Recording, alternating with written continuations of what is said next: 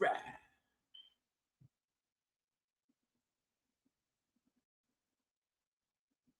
I'm back, y'all. Hope this video should be good. I got a lot to talk about. Um, Leafy will be here in the few. I heard a lot of people saying they was gonna come to this video. I mean, to be in this podcast and stuff. But oh, and I'm doing talk shoe and I'm doing YouTube at the same time. I usually record on talk shoe and then I transfer it over to YouTube later. But not to them try something different. Hopefully it works. Yeah, I got a lot of things to talk about. So I don't know where I want to start. Let me see. Can I get some people in here before I start like talking? Let me see. Be patient with me.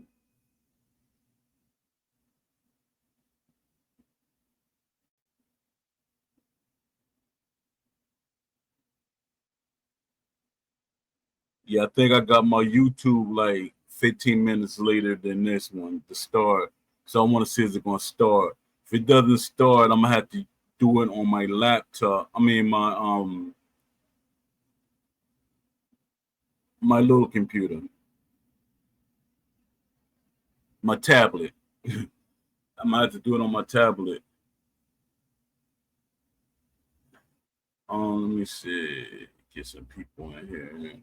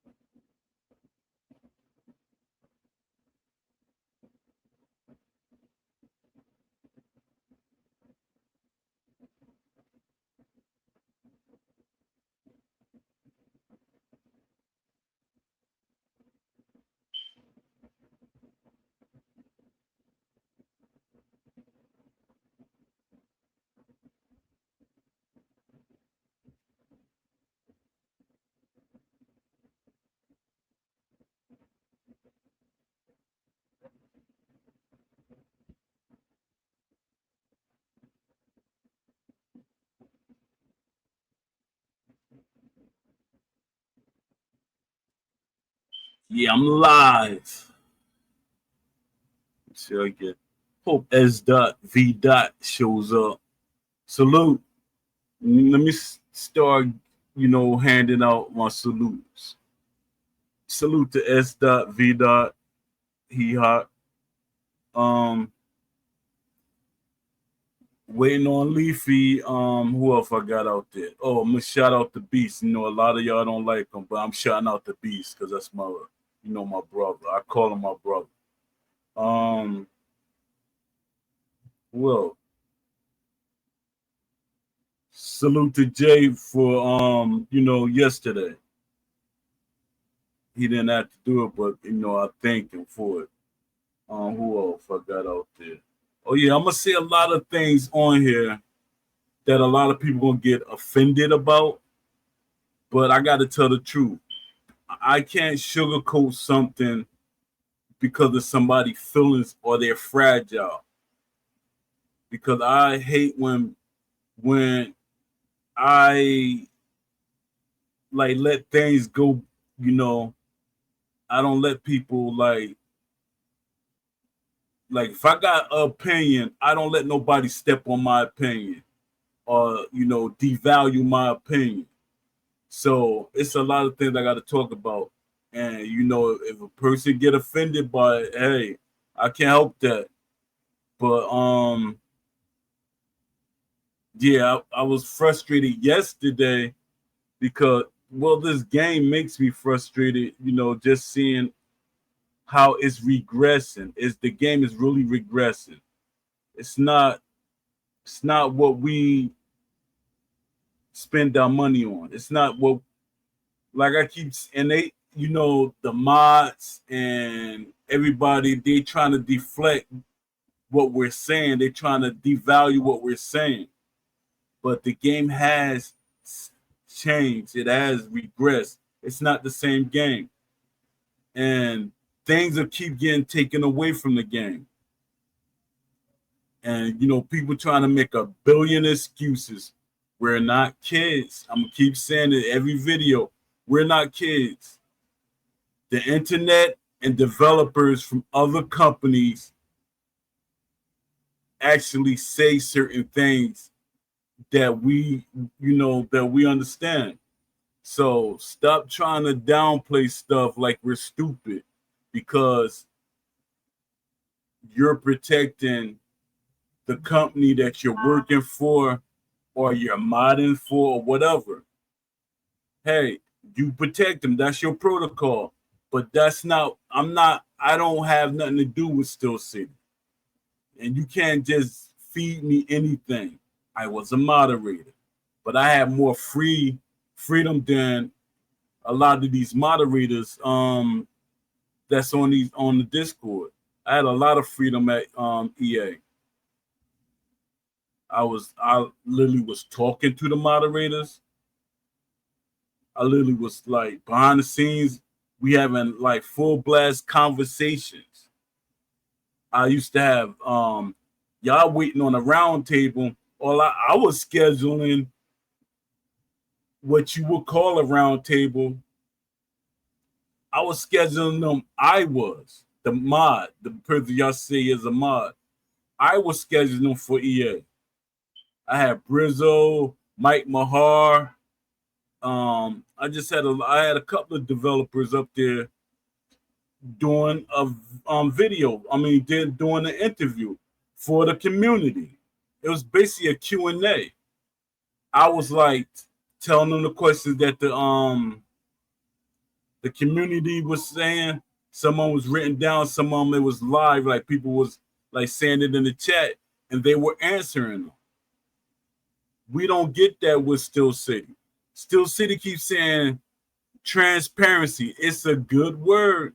I got an article. I'm gonna read a couple of articles that tell you like it's a lot of this stuff. What they're saying, they're playing mind tricks on us and trying to make us think that we're dumb for saying anything.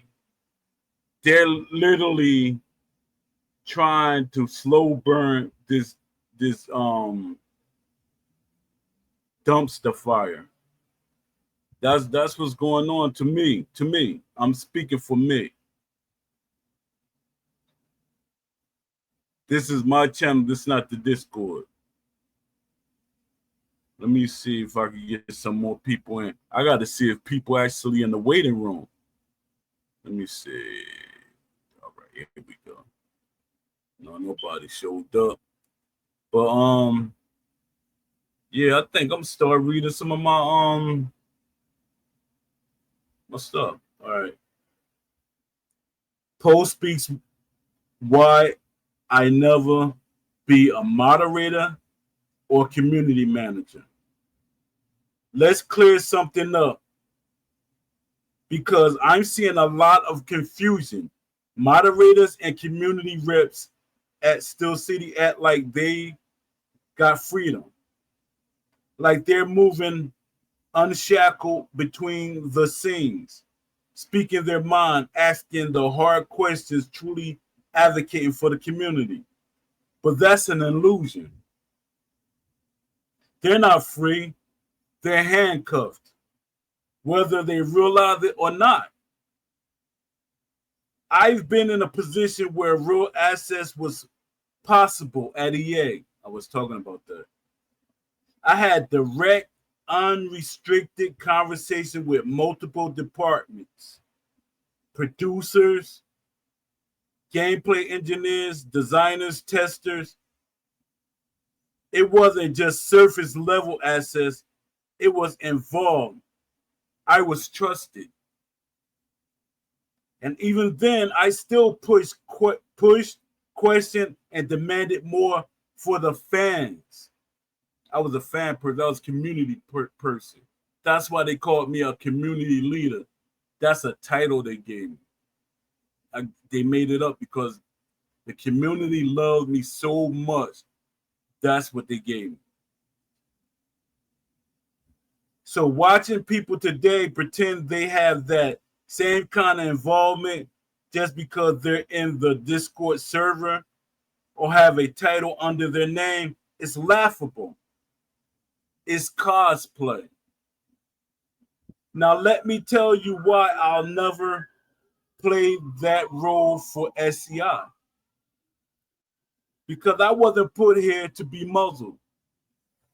Nobody ain't muzzling me. Out of respect, sometimes I don't say things, but nobody's muzzling me.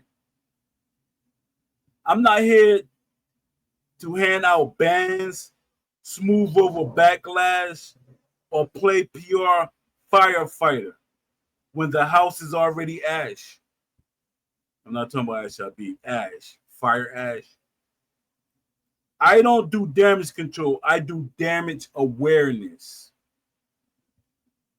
I was built to ask what they don't want asked, to say what they don't want said, and to shine light on things they hope fans forget. That's true. Moderators are expected to be diplomats. Not really. They're diplomatic. They're supposed to be in between, but not really. They're defending the company. I'm a disruptor, not a diplomat. I'm a disruptor. Look it up if you don't know what I mean. Because I believe in the original dream and watch it get butchered.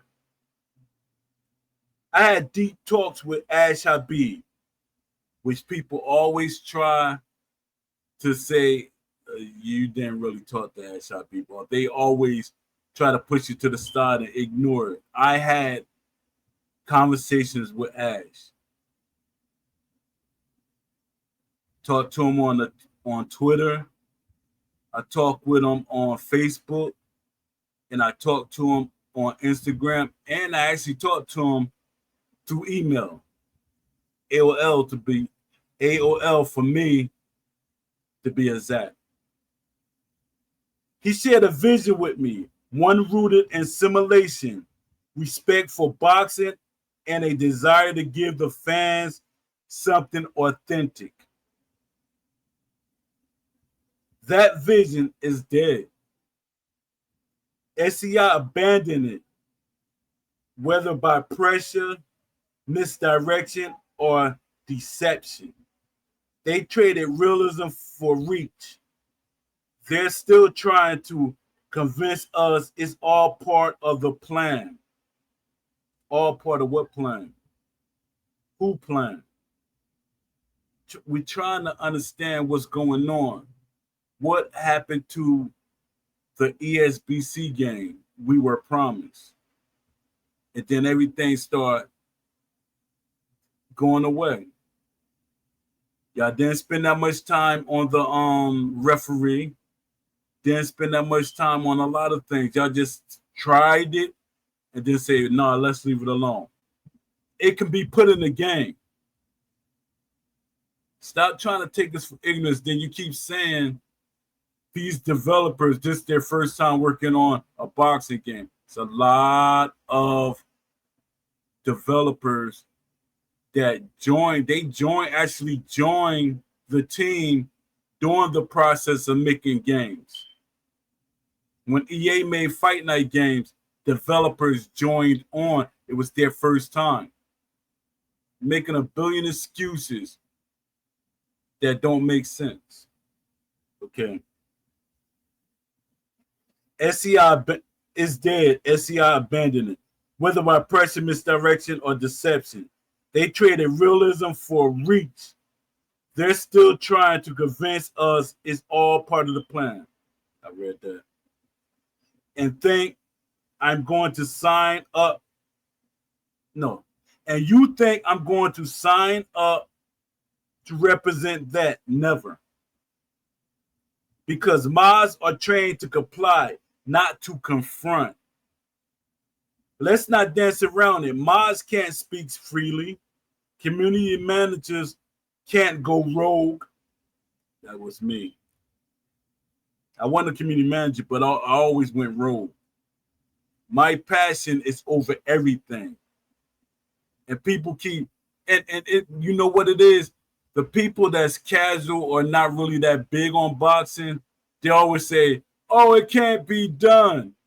Or stop worrying about that. Just accept the game for what it is. No. Let me see. They expect to stay on excuse me. They expect to stay on message, calm the waters, avoid stoking controversy. If I ever join their ranks, I'll be told, watch your tone, Poe. That post might get us in trouble. We need to be more neutral. That was me all the time. Nah, I'd rather lose access than lose my voice. Because the moment you start protecting the company more than the community, you fell.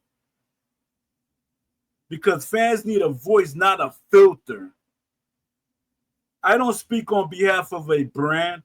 I speak on behalf of the people who've been ignored, misled, and talked down to. Fans are tired of the gaslight, tired of being told they just don't get how development works. They say that to me all the time. You don't know how development works? Yes, I do.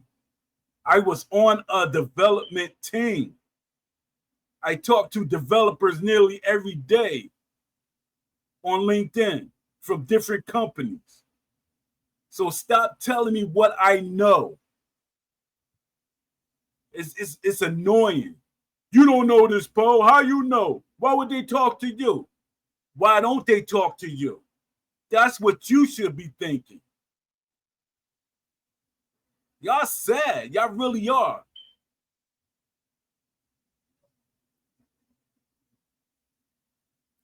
Tired of being spun in circles while the soul of the game evaporates patch by patch. It really does. It seems like when they patch it, another thing is messed up. When they patch it, there's they're not fixing things the way it should be fixed. Now you got to get a hot fix and all these other things. Who is testing these patches? Who is testing the game? Free check? That's all I'm hearing. Free check?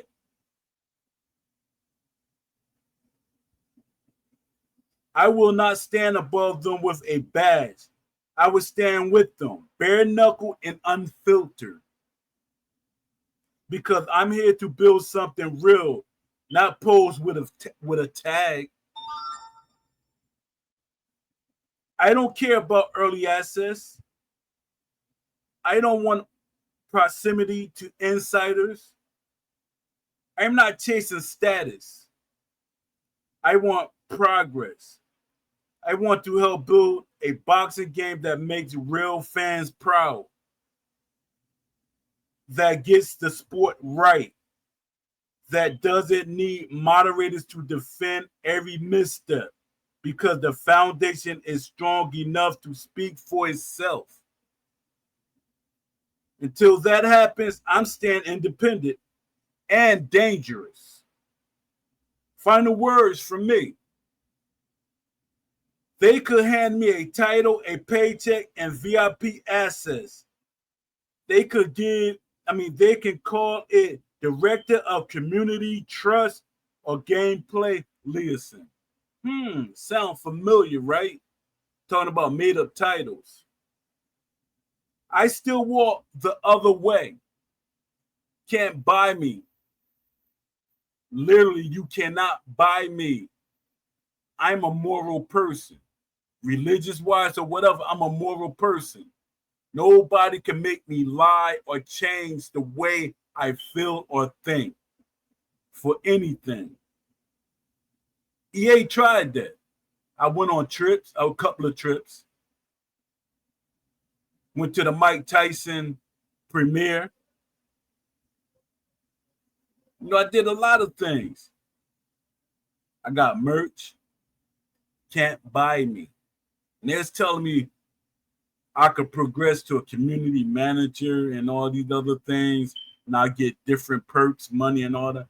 No. I'm not like everybody. Money doesn't rule me. If I needed, I probably would have took it, but no, because I still know what I want. I'll still walk the other way because I've seen what real freedom and real assets look like and what happens over there. That ain't it. I'm not SCI Shield. I'm the sword the fans can swing when they've been silenced too long. I'm your voice. That's one of my articles I'm gonna read. But I'm your voice. Stop thinking everything when I post in the Discord and stuff, it's against y'all and everything. A lot of times it's not. But you cannot go against me about knowledge that I have. For one, I was a boxer. No matter how much people try to downplay me being a boxer, I was a decorated amateur. I know y'all like, what's a decorated amateur? Did he have things on him? I had medals. I had trophies. Fight of the night. It's hard to get fight of the night because there was a lot of people fighting that were good.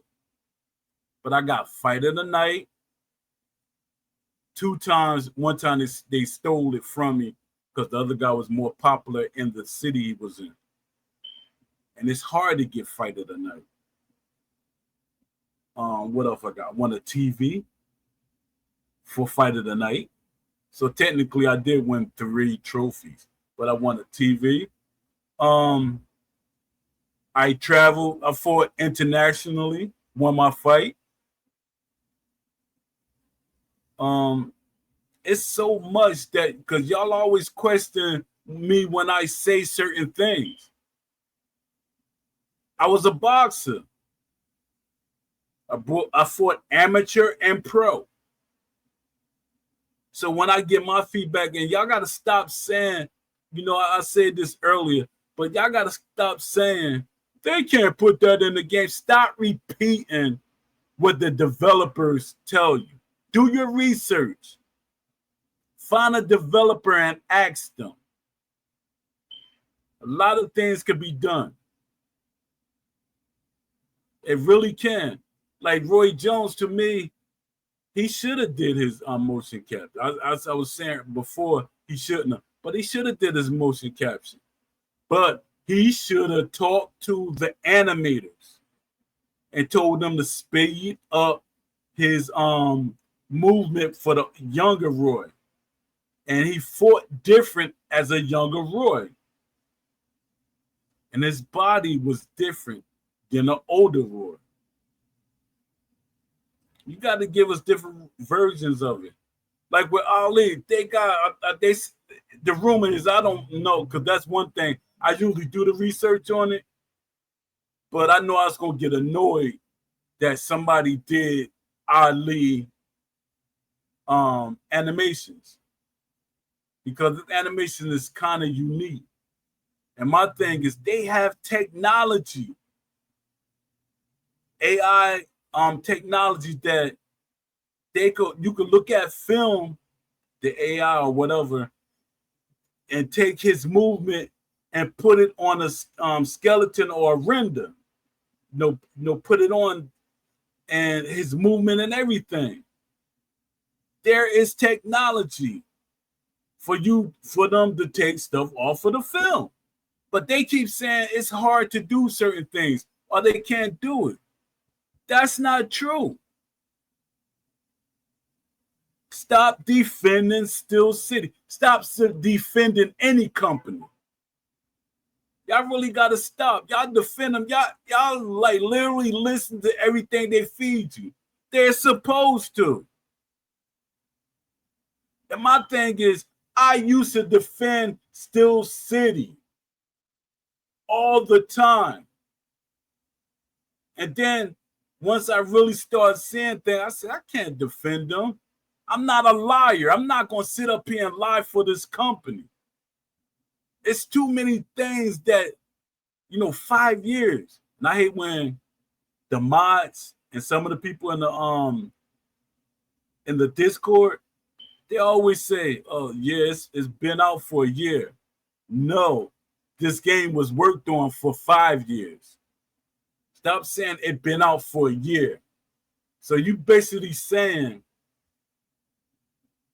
the 4 years that they worked on the game, literally was working on the game, doesn't count compared to that 1 year it was released. Y'all gotta be more wise and knowledgeable about things. Y'all saying things that don't really add up or make sense. It's like y'all scared to say anything bad about Steel City. I respect Steel City for making a game. I really do. And shout out to Aimbot. I'm always remembered he did a nice gesture for my son. My son was going to school to be a developer. So Aimbot, helped out with that. I appreciate that. But, I'm still going to speak my truth. My truth. You don't got to agree with it, but this is my truth. It's like really making me angry. And you know what people always do, and it bugs me out? They always say, Poe, you don't play the game.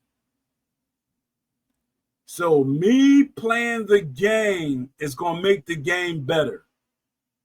Come on now. Be honest with yourself. Me playing the game is going to make the game better. I watch a lot of people play the game. Some were content creators, and some was friends I really trusted. Some was people that I knew since the EA days. The game is not boxing. It's a glorified arcade fighter. Stop defending Steel City. I'm going to keep saying that. Brick by brick, I'm going to keep adding on. Stop defending them. Let me see. I'm going to read another one of my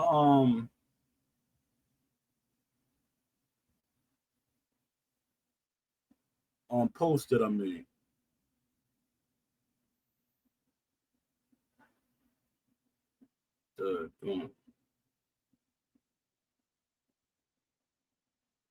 Yeah, Leafy, real Leafy.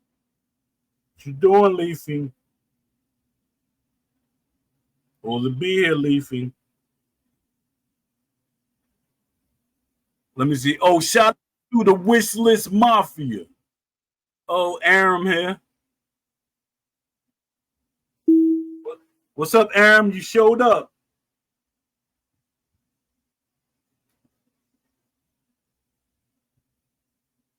Hold on.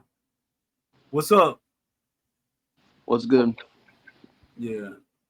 I've read one of my blogs and stuff, and I was just talking about how people got to stop defending Steel City, because as long as you defend them, they're gonna keep doing what they want to do.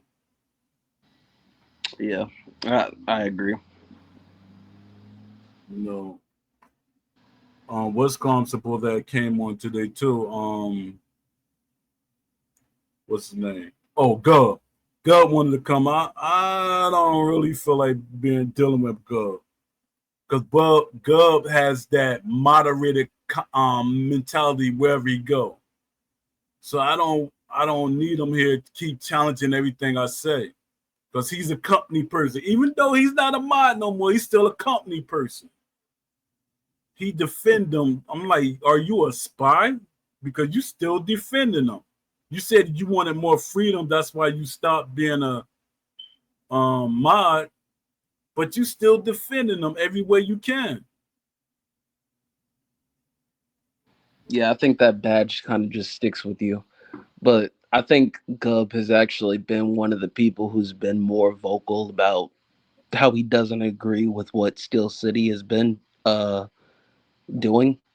I think that he's actually been one of the more active vocally who has been against what Steel City has been doing when it comes to terms of like just the way that they communicate their process of doing things. I think that he's been pretty adamant on his vocal stance. After he left, him and Stove actually have been pretty vocal about they haven't really agreed upon a lot of the things that Steel City has done with their consumer base, and that's what I agree with them both on. And I think that it's a good thing that they're more open when it comes to them having a disagreement that led to them just basically deciding to remove themselves from being moderators in the Discord. But there is still plenty of things that we definitely disagree on. Like I heard Gub say something about he would be open to them going full arcade as long as Okay. it's completely stable, and that I can't that I can't rock with. I agree Yeah. with Gub on certain things, but when it comes to the full scale of the game going in a arcade direction, that's not something that I bought the game for, so I can't buy into them going into an arcade direction if their original direction was based on sim. Yeah, fact. But Gub, he wants an arcade or a hybrid game. He don't want a sim. He keeps saying it's not fun. It is. Boxing is fun. You make the game as fun as you want to. You could pressure the fighter. That's on you. You can't say boxing ain't fun or slow. Is when you can control the character. And their thing is they keep looking at the way Steel City made the game. We don't have everything that's real boxing have with the game. So you can't do what you want realistically. It's like Gov scared of realism like a vampire to daylight. I think that Gub is one of those people who it's not even the fact that he doesn't like realism and simulation, and I'm not trying to defend him, but I think that where his point of view is coming from is he doesn't want there to be basically something where it's like I'll bring up the Flash KOs for example. Whenever he was trying to describe that whole situation, he doesn't like things that are basically out of his realm of control. He likes it to still be within the niche of his control. Like when it comes to a winning situation, he believes that like situations that are in boxing, like flash knockdowns or certain things that happen throughout a boxing match, like the the randomness of sometimes being knocked out in just a flash, but yet your opponent was dominating the course of the entire boxing match, and then all of a sudden that opponent gets caught with a good shot and it's over. And that's the realistic aspect of simulation in Yeah, boxing. It's the opportunity of anything can happen at any moment's notice. So you always have to be defensively responsible. You always have to be on your P's and Q's because you can get caught at any point in time. yeah, And I think right now, Gub's biggest stance is the way that flash knockdowns occur in the game's current state, it's not realistic. And the reason why I say that is because it's not actually realistic in the way of okay, anything can happen at a moment's notice for each opponent. No, it's specifically catered towards opponent who is losing. So it's pure RNG based. There's no skill behind it. It's just pure RNG. And it's like if an opponent's losing, they have a higher chance of actually winning by knockout. So that's Gub's issue right now is the game stances is there's more of a comeback behind win system. It's not an opponent actually choosing their shots or picking their shots or actually being in the fight. It's pure RNG where it's more catered towards a person who's already losing for them to be able to get a flash knockout.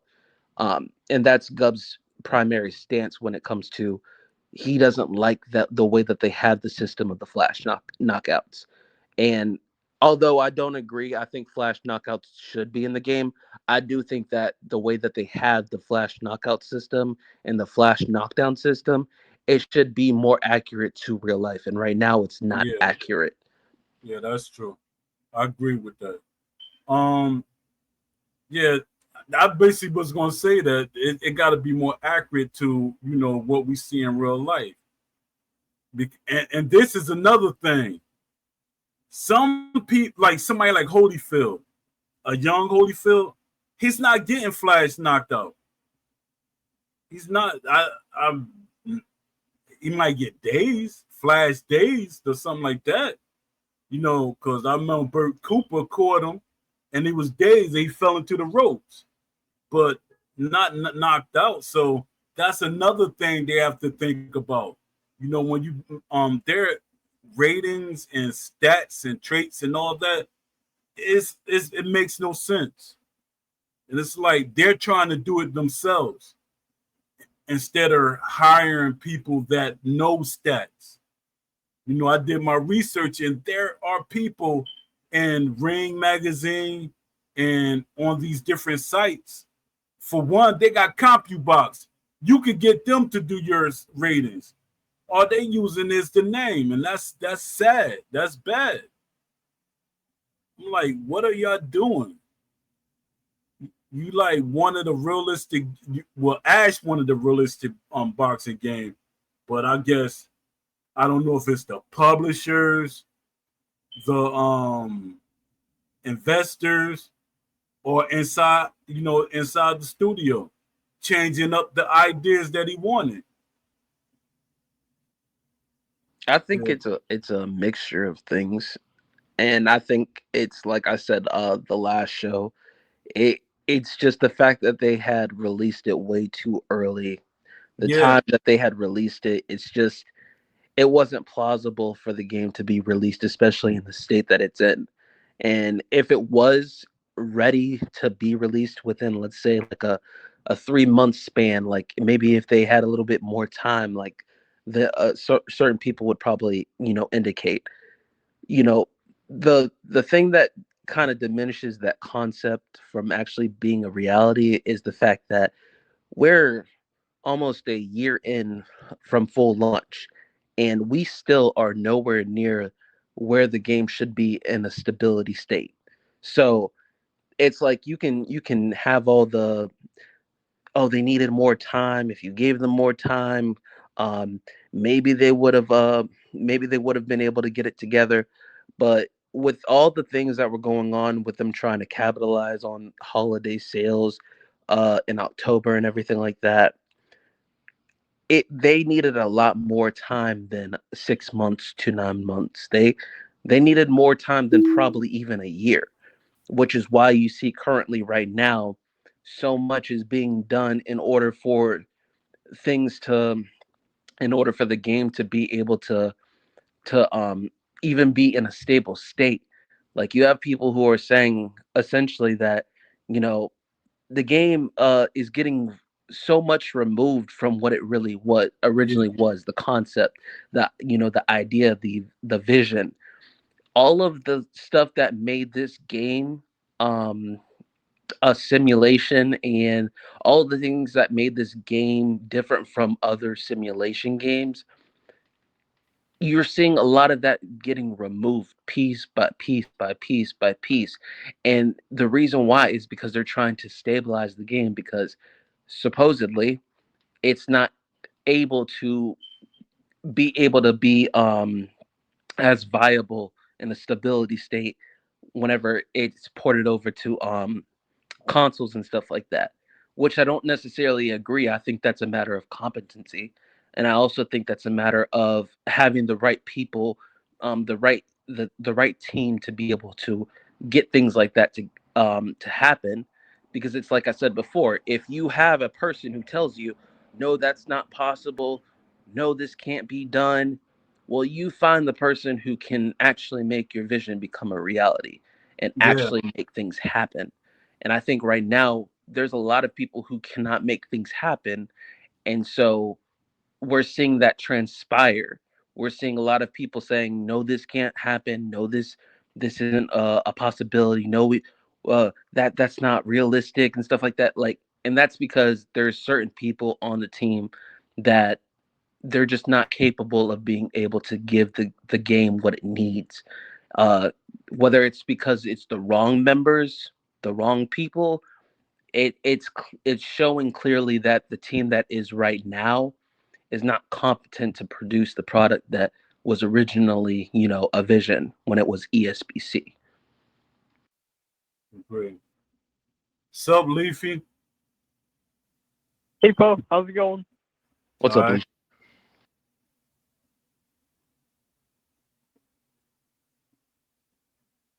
Dad, I was trying to do it on YouTube. I gotta do it live straight. I gotta reset it to do it live. It should have did it just by me turning on my camera. So what's up, Leafy? Talk about something. Let us know. Look, Talk huh? talk about something. What you think about what's going on in the Discord? Anything catch your eye or your attention? Um, you know, I'm starting to want to leave the undisputed Discord. There's so many excuses you're coming up with about why the game is being like broken down. First, it was about like the physics. The physics, I don't know, man. I don't believe that a boxing game is pushing the new gen hardware. I don't think for a second that a boxing game in Unity is pushing these consoles to the limit, and that's why we can't have like the good physics we had on the early access days. I refuse to believe that. I What is feel like that they're just excuse? not like optimizing it. Like they're not trying to figure out how to make it optimized so it works better, and that's why they're having to cut down the physics. But it doesn't make sense because these engines should be better than what we had like 10 or 15 years ago, where we had like proper physics for boxing, and now it's so watered down, and it feels like the studio doesn't have the right people to actually make a good or proper boxing game. Like, Yeah, I I don't know. posted a list It's on disappointing. LinkedIn to all the people that that they really need, because I'm looking at their staff and looking at what they need. They don't have it. I think they have like two or three people, no, about four people on the staff that they really need. I'm like, yo, who's hiring these people? Makes no sense whatsoever. Let's see. Yeah. I think it's. Hang on. I gotta search this real quick before I say it, but I feel like Bill Kinsler.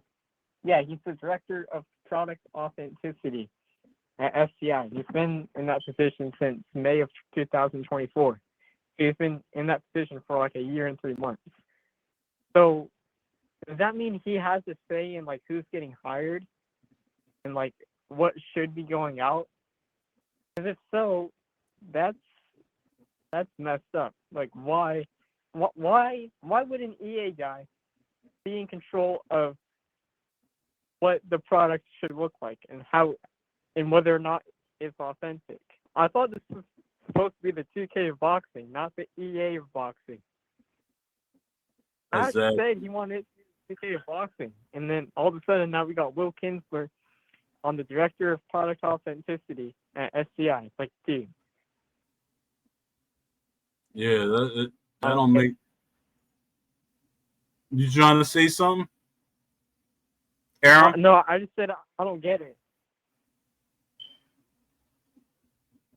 So Yeah, what is the director of product authenticity, is that the person who establishes like um how the gameplay should be con- like uh um constructed? Is yeah, that what that's yeah. what that position does?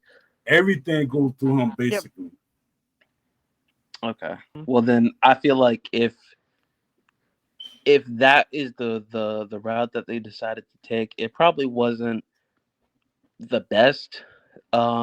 Just in terms of, if you're gonna look for somebody who um is gonna be in that position, you should probably look for somebody who is more they're more knowledgeable of the sport. Yeah, Um, Probably somebody who has more experience, not just in the gaming field or in the simulated structure of what sports are and stuff like that in a game realm. You should probably look for somebody who's specifically more knowledgeable when it comes to boxers and stuff like that, not just like historic icons. Like they're more in tune of the now, but also have a reasonable knowledge landscape of historic when it comes to boxing.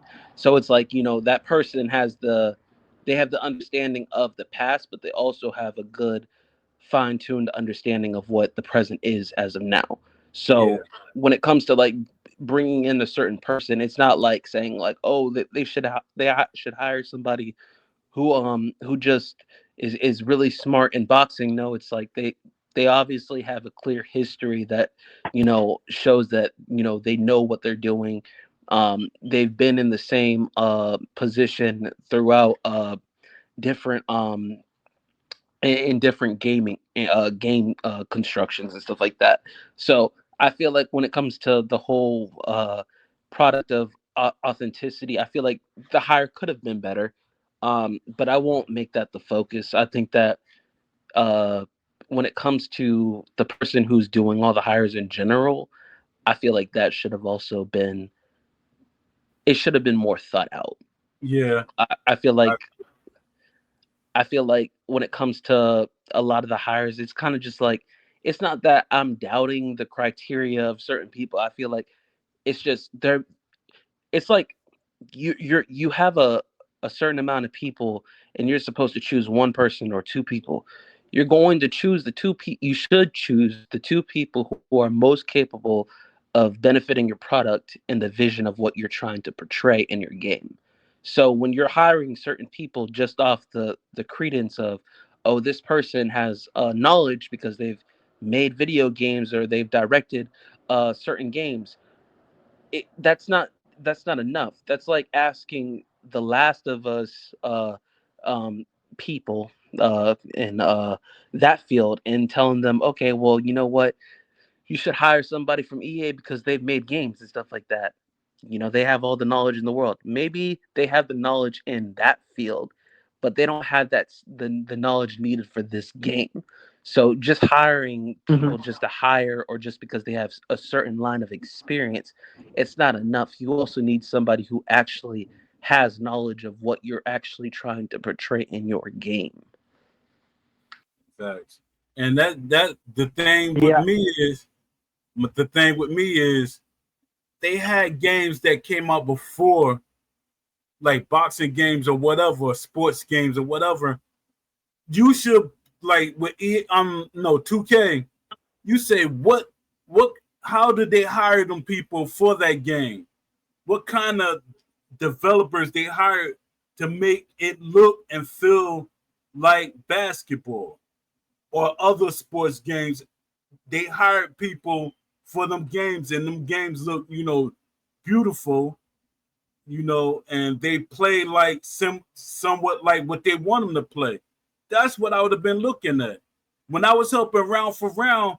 I was picking the developers that they should have had, and all of them made sense. And the guy kept saying, "Are you on the team?" I said, "I'm on the team, but I'm not on the team." Because they literally, to me, I felt like a mascot giving directions because he didn't officially put me on the team. It's like what I be when y'all hear me. I don't know if y'all notice. I be asking them, "Can I get an undisputed T-shirt?" I was literally saying the same thing to the other. Come on, like, yo, why you can't? If I'm on the team or part of your team, why aren't you giving me a shirt? At least that's all I wanted. I never want anything from these companies. I don't want no money. I love boxing. I never. That's not me. Even when I was with EA, I Mm-hmm. never wanted anything because I feel like once they start giving you things, your mindset start changing. I didn't want nobody to control me the way I feel or talk. But EA always gave me a freedom. I had freedom with EA, and like I say, I wouldn't like come straight out and tell the community, but I used to push the developers to tell the community what's going on and what can't happen. Because I know in Fight Night Round 4, they took buttons out of the game. I think it was for a whole week or a month, and they were saying the sales were dropping. I said, the sales dropping because I told you when I was at the studio, I said fans gonna be upset when I played the game and I was playing the sticks, and I said fans gonna be upset. They're not gonna play no sticks. The thing is, you gotta fix it so they get used to the sticks. Don't just flat out just take the buttons away because no matter what, some people still want to play with the buttons, even if it's on Mm-hmm. their own time offline.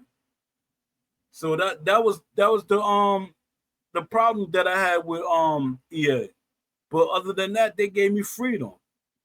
I used to tell, like we argue about how many boxes you create. Because to EA, it wasn't important. Boxes were not really that important. I mean, created boxes weren't that important. So they gave us, I think, 20. I said, you only giving us 20 boxes. The game before that, we could make more creative characters. And I said, people like filling up the divisions in the game. So he said, all right, we're going to give you, I think, 70 boxes they gave us for fighting that round 4. So my voice meant something. That's what I'm saying. You got something to say, Grant? Yeah, I'm looking at their LinkedIn right now. Steel City Interactive's LinkedIn. They don't have a director of development over there. They're looking for one. So does that mean the current development team is kind of just trying to do things with no direction, or is there someone there and they're just trying to look for a replacement? That's Because what if no one's there to direct, them new if no hires one's there to supposed to, direct, the yeah, the new hires supposed to have a director and stuff like that. The two new guys they hired, uh, mm-hmm. yeah. So I'm wondering what's because they still doing a lot of hiring, but it's not for the right thing. It's like they're hiring for Undisputed 2. And I don't know Mm-hmm. how that's going to work. I really don't know. Leafy, Yeah, because they're hiring right now currently.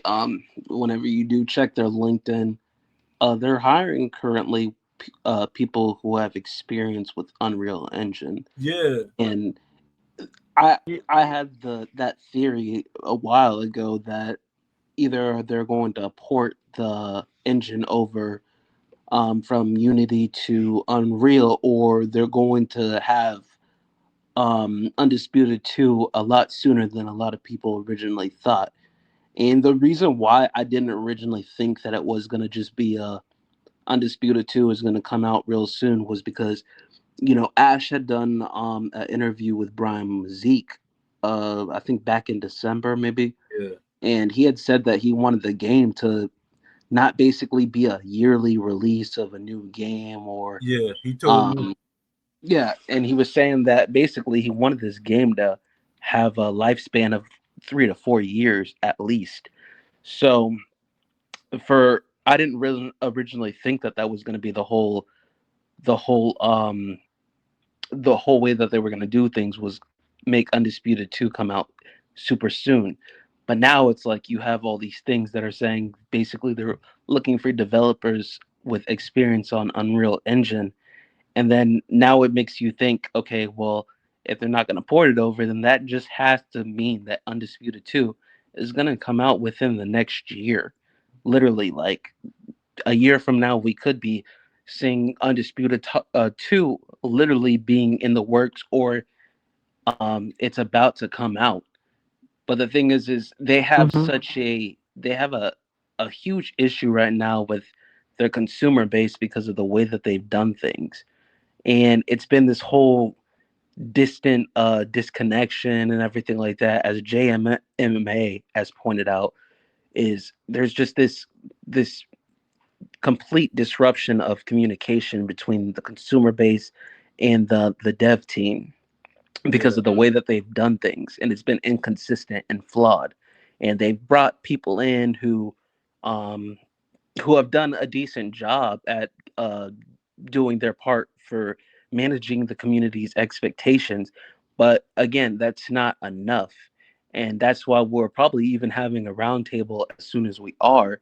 But this has also been something that was congregated for a while, because they had said about 2 months ago, when Steve's was the community manager, that they were going to have a roundtable. But then it was like, okay, well, when is the roundtable? Nobody has a date. And now we finally have a kind of a distinction of when exactly the next roundtable is going to be, which is going to be either this week or the following week. So we'll see how that goes. But I think that's going to be a forest fire. yeah, I really think so too. I Yeah. think Steve was moving too fast. Mm-hmm. I think that's what got them upset because Steve was like staying on them. Let me see. I want to read But why something down. couldn't All right, what you saying? but why couldn't they just say that he was doing things too fast? Like when they were talking to the moderators and they were asking for a reason why he was like let go, they couldn't give him a good reason. So that's why Gub and what's the Stove, other guy's name? stove, Huh? stove. Stove. Yeah, yeah, yeah. Gub and Stove. That's why they left, because they couldn't give them a good reason as to why Steve was fired. Like, dude, like I don't Yeah, know. It doesn't make sense what they do and like how they've been handling the game as of recently. Like, yeah, you're updating it, but the game is still broken. Like, yeah. But it's kind of disappointing. my thing is, they waited 5 years to really start seeing that the developers were not really communicating with them.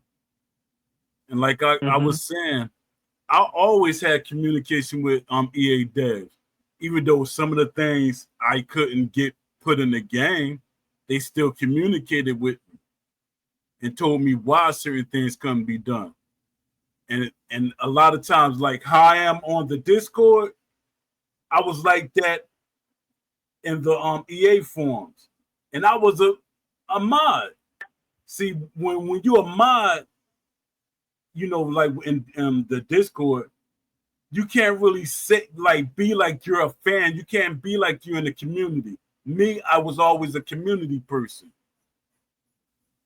So Mhm. that I guess that made Gov like, hold up. He's saying that he had communication like that, and I'm not having communication like that. Nah, something got to change. So I'm guessing I'm not saying that's the reason why, but I was telling them that story. All right, I'm gonna read off something that I wrote. The rise and fall of Undisputed. When Undisputed, formerly ESBC, first dropped the trailer, I got chills. the lighting, the movement, the presence. It looked like we were finally getting a real boxing game, not an arcade button masher, not a casual fan showcase, a boxing simulation. But now let's keep it real. The vision has changed. Or maybe it was never fully real to begin with. No more focus on real boxing strategy. No more uniqueness per boxer. More features being removed than added. Clinching, referees, interaction, even boxers' intros, gone or postponed. But the excuse we keep hearing, it's their first game. Let me stop right there. That's not a valid defense. You can do your research. Other boxing games, from Knockout Kings to Fight Night Round 3, were made by teams who also had first timers on board. Boxing wasn't their first love either, but they respected the craft. SEI isn't getting a pass just because this is their debut.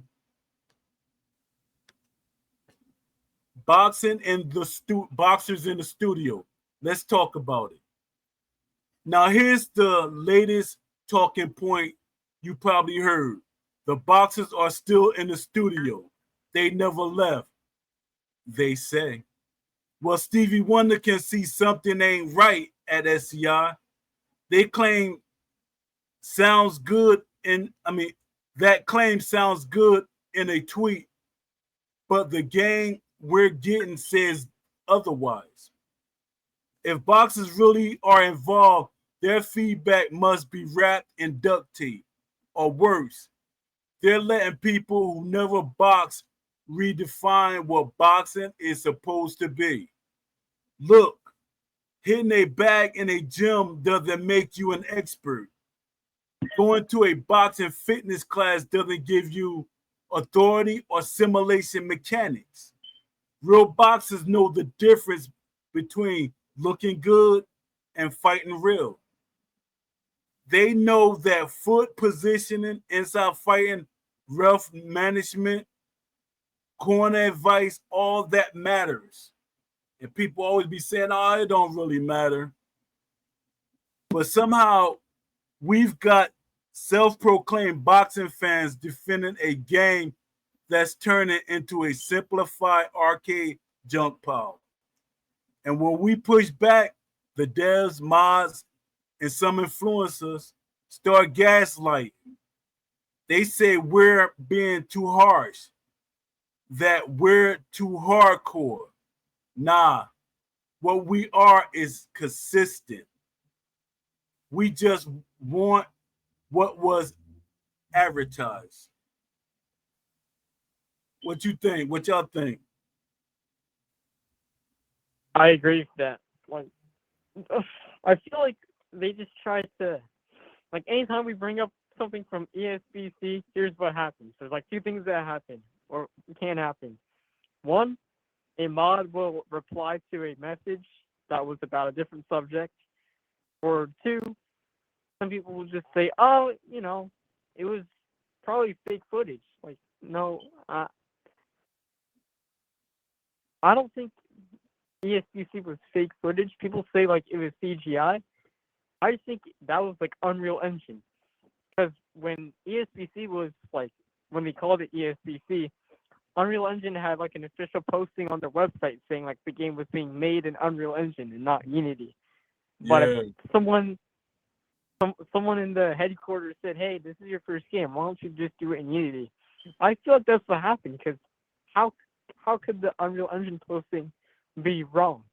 Like, how could Epic Games wrongfully say that if they didn't know what engine it was being made in? Like, they would have to have been told by Steel City Interactive that their game was being made there in order to post it and kind of advertise like, hey, a boxing game is being made in our engine, you should check it out. So yeah, you're right. Yeah. A lot of people picked that up. I was like trying to give them benefit of the doubt, but I was like, that looked like Unreal Engine. The graphics were too crisp. and they were doing too many things. So I was like, and I know a developer, he left. I think I was the one that like sent him because I was on LinkedIn, and I was like, he was a good developer, and I said, yo, this company needs your help. So he probably be the developer that left.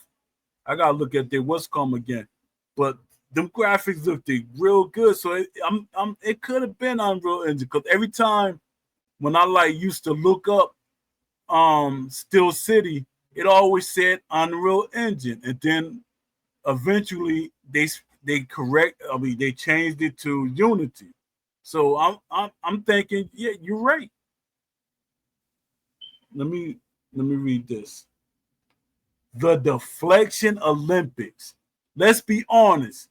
There's been a lot of deflection. Every time someone asks about remove features, they pivot to transparency. Transparency without accountability is manipulation. They're trying to hypnotize us, show us one good thing like new lighting or a roster update, and hope we ignore the date cuts. They're feeding us a steady diet of updates while gutting the core experience. They said trust the process, but the process is looking more like a demolition site than a rebuild. And the people defending this, some of them mean well, some of them don't know. I mean, some of them don't know better, but some of them do. They're acting, they're actively shielding SEI from being called out. I'm not saying the developers aren't working hard. I'm saying the direction is wrong. And the silence from leadership only makes it worse. That's true. A lot of people saying that. Relabeling what boxing is. Here's what some here's something else that's been bothering me. This trend of relabeling boxing. Not everyone's a boxing expert.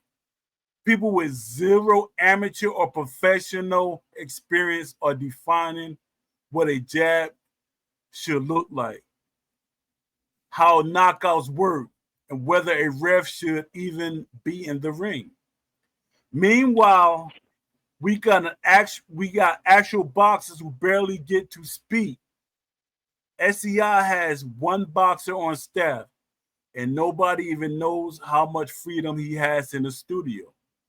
That's not enough. One boxer surrounded by a team trying to balance gameplay for content creators and casual. That's a losing formula. We got people creating their own version of a boxing of I mean we they're creating their own version of boxing in their heads and pushing it into the game as if it's gospel. That's dangerous. That's disrespectful. That's dishonest. Yeah, it's like what's called came in there, the new community manager, CB. It's like he really doesn't have a say so about certain things. Because I'm like, are you speaking up for the boxing community? CB's actually the social media manager. Oh, Shep is the community manager. okay, yeah. And Shep, I was like a little upset with him because sometimes some things is not meant to be said. It's like we was having a pee contest yesterday.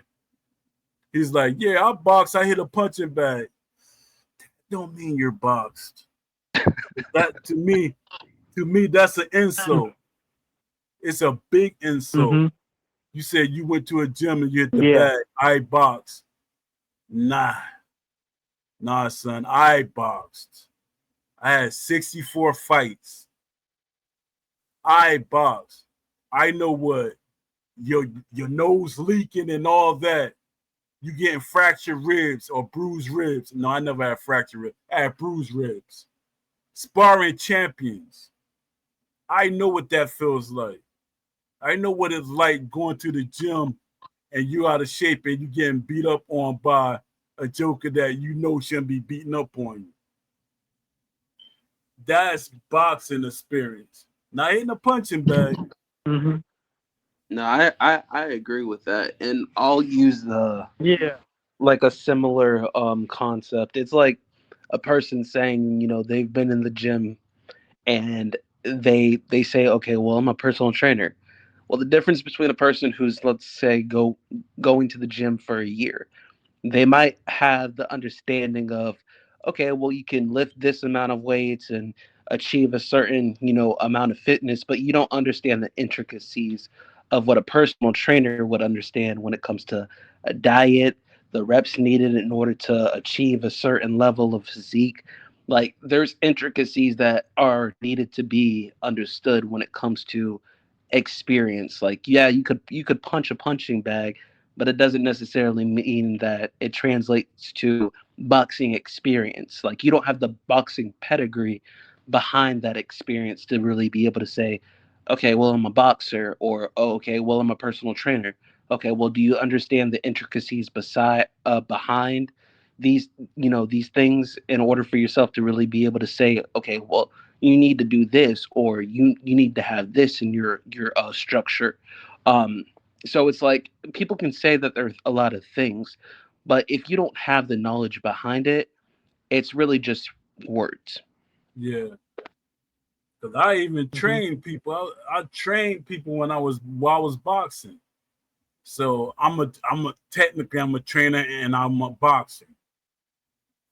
But it like stuff like that. You can't come in the gym and say something like that. Like I box. Oh yeah, you box? Get in the ring and let us see what you know. That'll be a horrible thing. You just put Yeah. pin on the bag and step in that ring. All right, let me see. Post transformation into beast mode. I'm going to be real with you all. This episode might burn bridges. People I respect are going to hear this and say I changed. No, I didn't. And maybe I did because watching something I love get dragged into the mud by people who don't respect it. Yeah, I'm about to transform into beast. This isn't about being angry. This is about fighting back. This is about calling out the slick talk. And that is a lot of that going on in the Discord. The deflection, Mhm.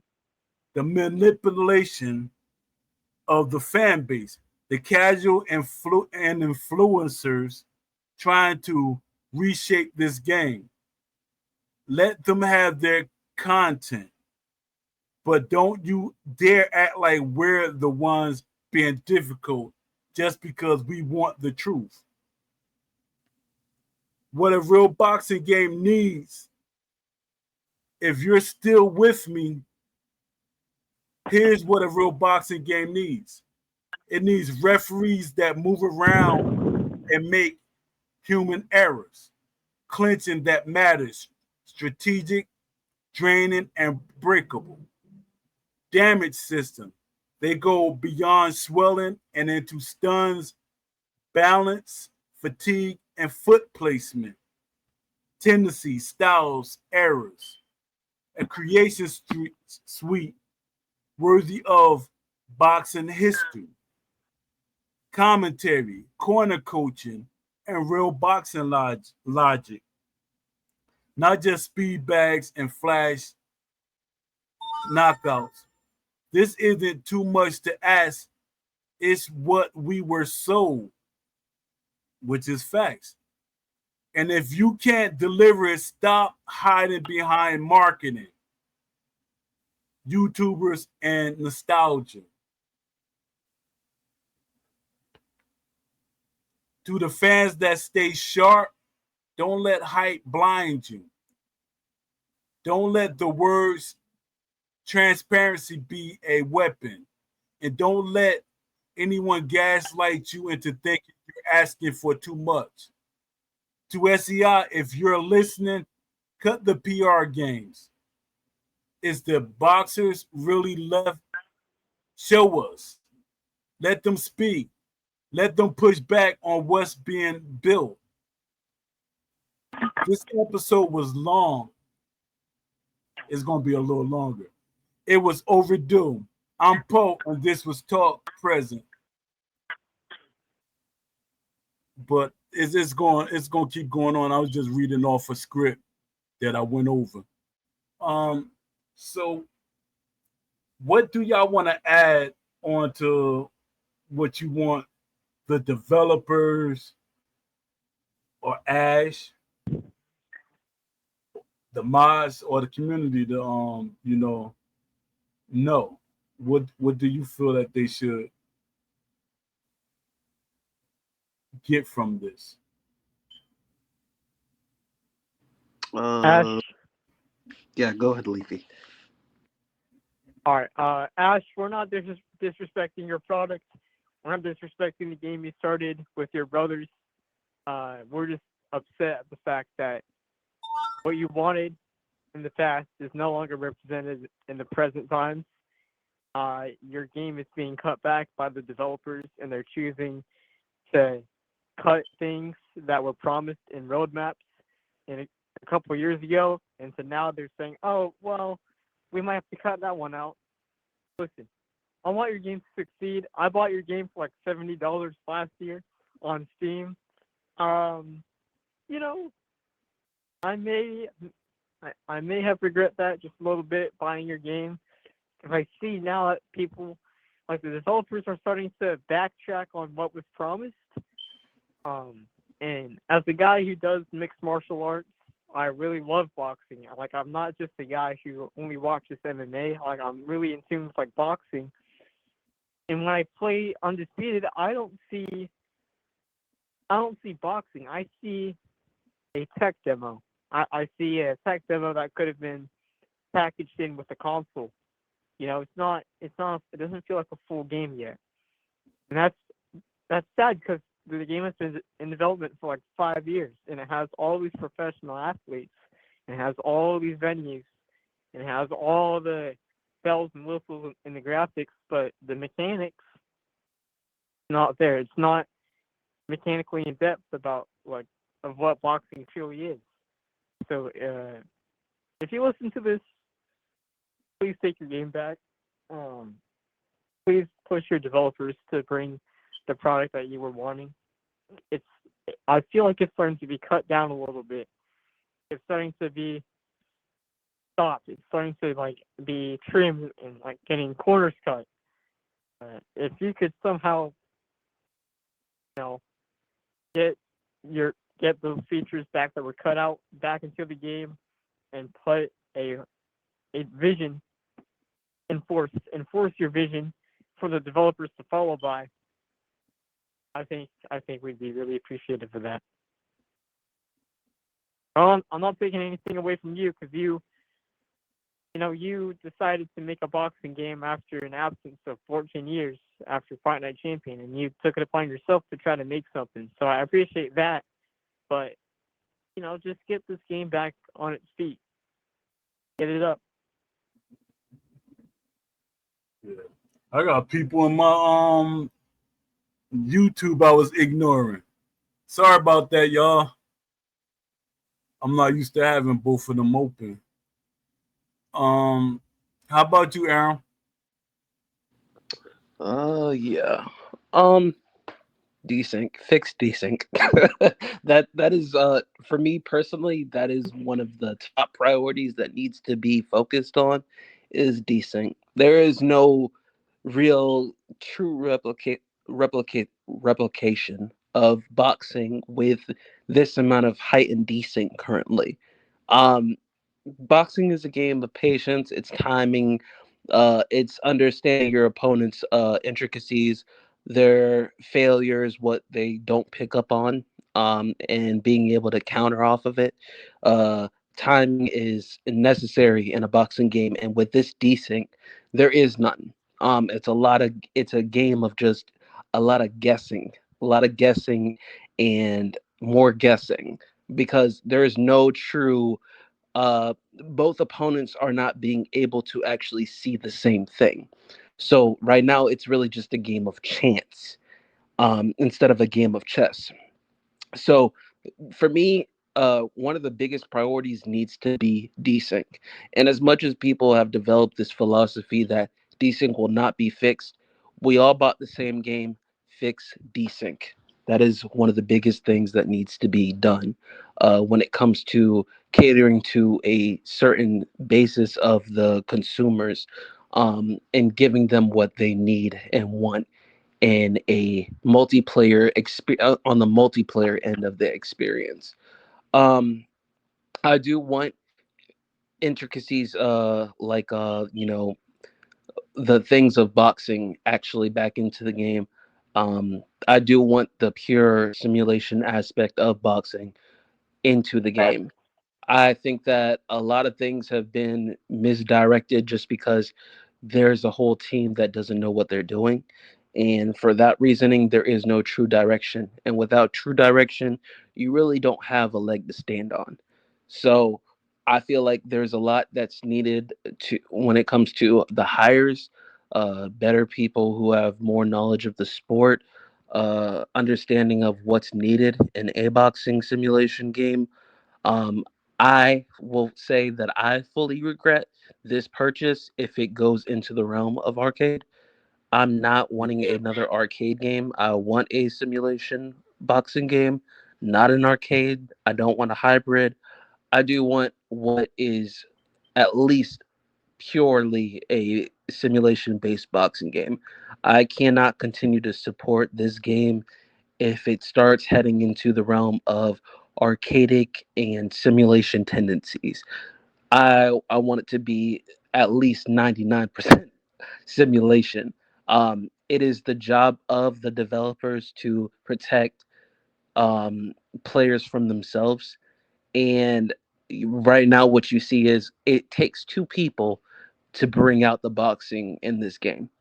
The simulation aspect of Mm-hmm. what boxing is, it takes two opponents agreeing that, okay, we're going to have a simulation boxing experience, we're going to replicate it, versus each other. Right now you are seeing a lot of people carbon copy, just copying the same things that are beneficial but are broken mechanics that don't make sense in boxing. yeah, yeah, Timing, vulnerability, all these things are just left out to dust. There is no such thing as vulnerability in this game. It needs vulnerability. There are different types of guards that are not being utilized, uh, that don't even make sense. The posture of the guard right now, it's off. I don't agree with it. I think that they need to work on that. Um, there's so many dynamics that need to be put into this game and back into this game that makes it a boxing game that are just basically missing, because right now we have a game full of bare bones, and no true boxing fan right now is benefiting, because the state of this game right now is full of exploiters. It's full of people who are cheating because there's no liable anti cheat. So people are just doing whatever the heck they want without any kind of repercussions. Like I said before, it's on the devs to protect the players from themselves. Because if there is no devs actually moderating and doing their job in order for players to be protected from themselves, you are going to see constant things that are not supposed to be. You have people who are actually doing the things necessary in order to make your game look good. You will have people who are actually trying to replicate boxing simulation aspects into your game, but other people are not wanting to do that because they don't want to engage. They're just doing a whole bunch of back foot fighting, and there's no actual engagement. It's sometimes often one person just trying to engage. The other person is just backing up, backing up, backing up with no engagement. And that's not boxing. I understand defensive boxing like Stevenson. I think he's a genius. I think he's one of the best boxers currently. I like his style. yeah, What people are doing right now is not what Shakur Stevenson does. And people who say that that's what Shakur Stevenson does, they don't watch boxing and they don't know shit yeah, about boxing. So It's continuing this whole ploy of, oh well, I see Floyd Mayweather do this, I see Shakur Stevenson do this. No, you just don't pay attention to the intricacies of what these boxers are doing, because what they're doing is elite. You just don't have an understanding of what they're doing. But I want boxing, like I said before, added back into this game. I cannot continue supporting this game if you cannot fix the most basic fundamentals of what this game needs in order to survive. A lot of people bought this game for a reason, and it was for the original vision. If you cannot replicate that into this game, then you don't have a game that a lot of people are going to appreciate. You see a lot of people and burn bridges right now because a lot of people feel like they've been betrayed. So you have a whole community of people who are boxing fans who are bitter because you have failed to stand on what you said that you were going to originally deliver. You have not delivered. You have a lot of failed promises, and that's why you have a lot of bitter people, sour people who are constantly crapping on your game every single day. It's not because they hate you, it's not because they don't like you, it's because you lied to them straight to their face. You gave them a promise, you gave them a oh, this is how it's going to be. We're going to have all these things, these dynamics, these intricacies into a boxing game. And guess what? You have literally failed on just about every end. You couldn't even do the bare minimum when it comes to communication to your consumer base, the people who had bought into your dream before it had legs to walk, legs to stand on, the people who had supported your product from day one because they believed in what you actually dreamed and they wanted to help you achieve and accomplish that dream. And now they've done that, but you haven't done your end in actually being able to cater to what they want in a boxing game. And that's why you see the dynamic of what this game is. You have a whole lot of people who have stopped supporting. I've seen some of the biggest supporters of this game stop supporting this game. Why? Because you've lied to them. You've constantly lied to them. You have a judging system that is inaccurate. It doesn't have any kind of understanding of actual boxing. People are just Mhm. winning off of just straight, oh, more punches landed. You have no kind of construction of, okay, well, what punches did this person land with? Hooks, straights, jabs, all these intricacies in the sport, and you are just basing it off of more punches landed. That is one of the problems with the judging system. Not only that, but you have a bunch of people who are unsatisfied because every single day we are without either news or any kind of base of communication when it comes to the devs. Everybody wants to hear from the devs. I understand what the community moderators, managers' role is, and the senior or the social media manager's role is. I get it. People want to hear from the devs. This roundtable is necessary, but I think it's not going to go the way that the devs are going to Community. think that it was. The community right now is in a dysfunction. The community right now is in shambles, and that's because of the devs and the way that they've handled things. The lack of transparency that has been from time to time again, it's unacceptable. And that's the reason why you have this community at such a distraught and dysfunctional state.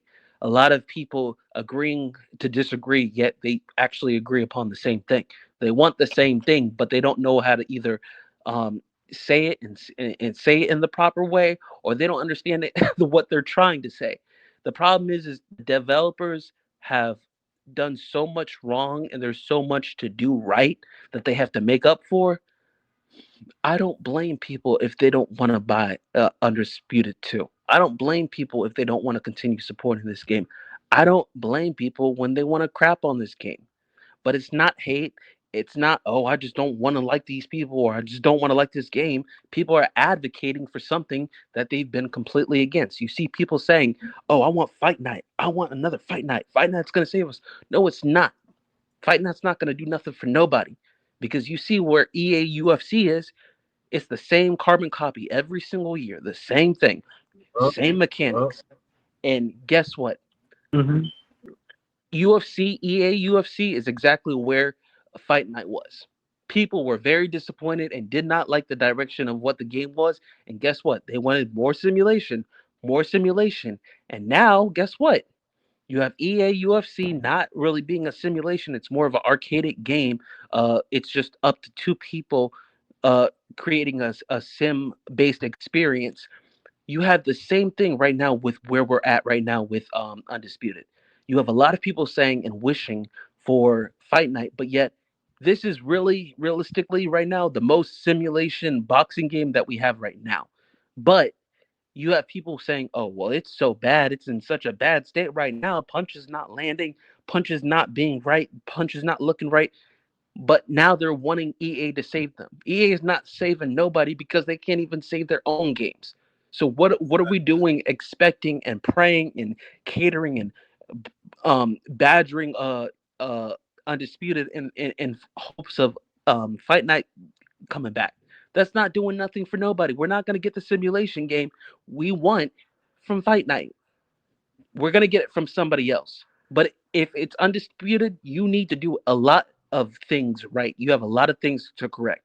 You have to save this line of communication that is somehow still standing with the community, but that's up to y'all. Either you want it, and that's what's going to help this game, or you don't.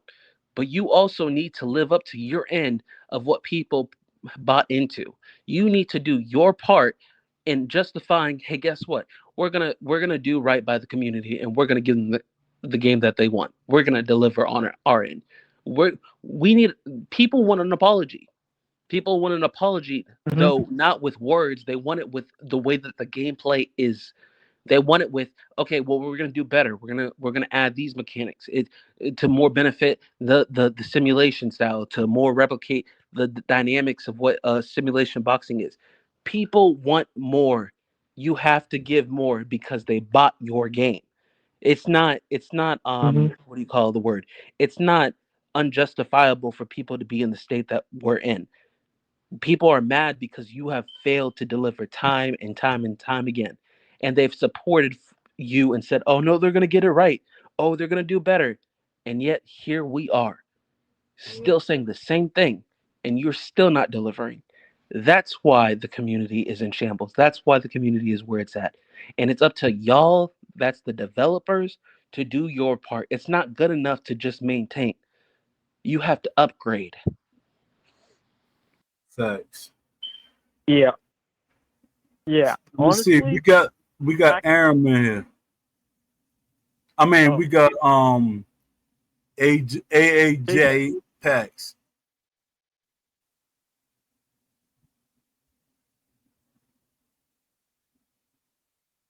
You Pack. can talk, AJ. Huh? J Pax. J Pack. You got a mic?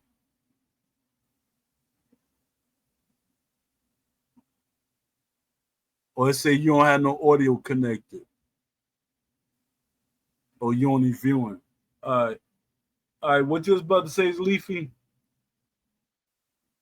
Okay, so back to what Aaron said about like a new fight night. Like, you know how people keep wanting, oh, EA needs to come up with a new fight night, man. They can do it better than the Undisputed.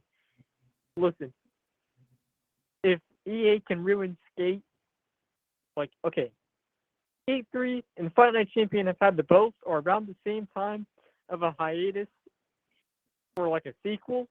If EA can ruin Skate and remove all the professional skateboarders, make the graphics look like Fortnite, prioritize microtransactions, why do we want EA to bring back Fight Night?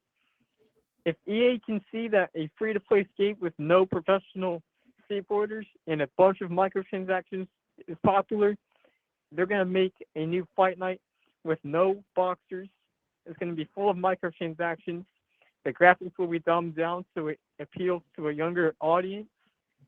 The game is not going to be what we had 14 years ago. It's not going to be the same EA who made Champion or Round 4 or Round 3 or Knockout Kings 98 or EA Sports MMA. They've ruined the EA Sports UFC games with UFC 5 and UFC 4. Actually, all the EA UFC games aren't simulation. They lean towards arcade. So I don't see a reason why we need Fight Night to come back if EA can't get boxing right or mixed martial arts right. Because honestly, their new UFC games, there's a lot of stuff they don't have that people do in mixed martial arts and that I see done in sparring.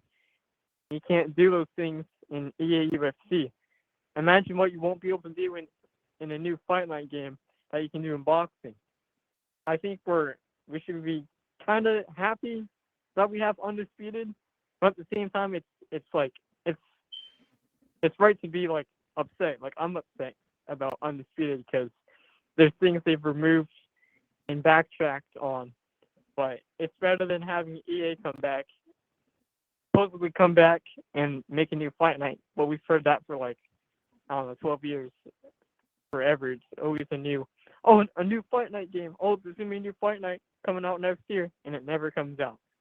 So I highly doubt EA will ever bring back Fight Night because they can make money off UFC games by just doing nothing. Actually, they just kind of release the same game, make the graphics look a little better, and then ship it off for $70. Yeah. I got something I want to read. Oh, I got my mic working now. Oh, he here. All right, what you got? Yo, Jay back. Okay. You got it. All right, thanks for having me on post. So I got a couple of things to say, but I'm hearing a lot of double talk. Not double talk. I'm hearing like an echo here. But anyways, the first thing I want to say is I just started going on the Discord maybe the last 2-3 weeks. And what I've discovered is that the moderation is so toxic. For example, that person you named staff, that person's position, what are they? The community manager? Who you said? Staff? Who you said? He's talking about Saf. Oh, Seth. That's Ash's daughter. I think that's Well, Ash's that's what I daughter. was coming to. I was coming to that because that's what I heard. So what I noticed, so that's why I heard.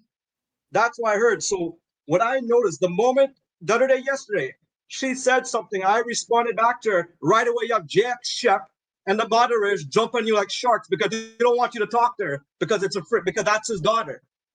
So you're having that kind of affinity shit going on in the Discord. And if you say anything, they ban you. And then on top of that, you guys have guys like JMA. I hate to say it, that guy Amani, who's probably here as well. They're all part of it because all these social media creators, they're all jumping on the CSI's balls because they think they're gonna get rich. Yeah. I was saying that a lot of these. So you can't hear anything. Go on, Paul. Yeah, I was saying that a lot of people changing because of this game.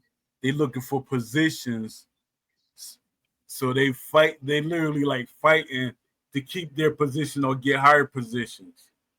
Right. Like they saying, Jay Shep should be the community manager, and I don't know. I really don't know. I'm not gonna say he shouldn't, and I'm not saying. What, yo? I'm surprised. Yo, I'm surprised just listening to your show today that you guys are saying that Jack Shep doesn't even really box because all I read is that he's gonna go hit the gym bag, this and that. So like it's another hoax. You know what I mean? Yeah. And I hate to talk bad, but I'm trying to be truthful. I'm going by what you're telling me. You hit a bag. That don't mean anything to me because I box. I boxed for over 13 years. So that means nothing to me. I went to Joe Frazier gym. I went to Gleason's gym. And I went to Hillside where that's my gym. But I went to so many gyms and hitting the bag don't mean nothing. I see old men go to the gym and hit the bag. They're not fighting. They're not a fighter. But I'm not trying to diss Jay Shep, but when you say things like that, it's like you dismissing the point I'm trying to make. Yeah, we're friends, but you're being overprotective of Steel City. Well, yo, it's like you're creating an illusion. Yeah, that's what they've been doing.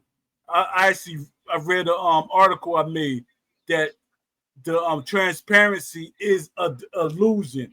They're trying to feed us something else. It's a distraction. They're not. They're not. You know, it's like they're like Right. really So, Paul, the next thing I want to. All right, what you saying? Sorry, go on. No, you go ahead. Yeah, there's a bit of delay, but all right. So yeah, there's a little delay I'm working with here. But the second thing that pisses me off about this fucking game, I started playing this game in beta since 2023. How the fuck did that Southpaw glitch is still in the game in 2025? What the fuck are they fixing? Yeah, that's true. That's true. It's like they just getting a check. They playing Ash. They Like really who? Like playing. how can you guys say? How,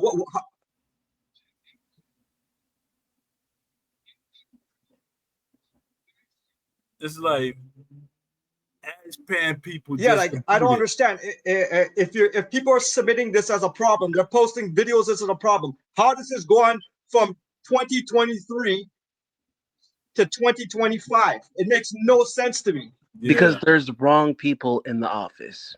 Yep.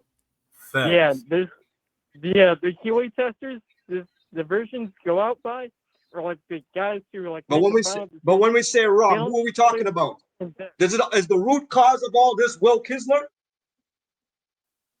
No, I see. well maybe I don't I know. kind of say yeah, but I say yeah. I know they're gonna probably hear this and they're gonna ban me, but I already got a platform. They're not gonna ban you, Poe. I don't know how I came back. Hey, They're not really saying a lot. I don't I've been know. I've I been talk. saying I some talk. gangster stuff. You see, hey, Paul, you see how you're scared? You see what I mean? I You see talk. how the policing is so toxic that you're Yeah, on your own show and you're wondering if you'll get banned. I talked to Stove and Gub whenever they were still moderators, and I had asked them, and also JMMA actually had asked them to unban you from the Discord originally. Stove and Gub had talked amongst each other with the other moderators in the Discord, and they eventually established that they were going to allow you to be back in the Discord. But there's been a lot of people who had voiced you getting back into the Discord. Everybody knows that you deserve to be in the Discord, just like every other one of us that actually is trying to give constructive criticism and actually make sense whenever they have a point. yeah. Mm-hmm. You ain't hear what happened yesterday? Ash daughter, I don't know if it's his daughter, niece, or whatever, but I know she related to him. She told me that this is my first warning. I'm about to be banned because I posted that picture. And I said, I'm not tagging names of who people think it is. But she's like, no, Mm-hmm. that's clearly Will, and that's clearly my father. And so I'm like, Ethan. yo, somebody snitched on me for to come in there. Yeah. Yeah. Like no, there's no way. Like But that guy, Paul, that bald guy, I wanna. Sorry, go on. that. Huh? Oh, I was just gonna say that bald guy in the picture. That could have been any other bald guy with glasses Yeah, on. it's actually He a didn't look developer that like looks Will like Kinsler. him, not He didn't Will. look like Will Kinsler. He looks nothing like Will Kinsler. Nope.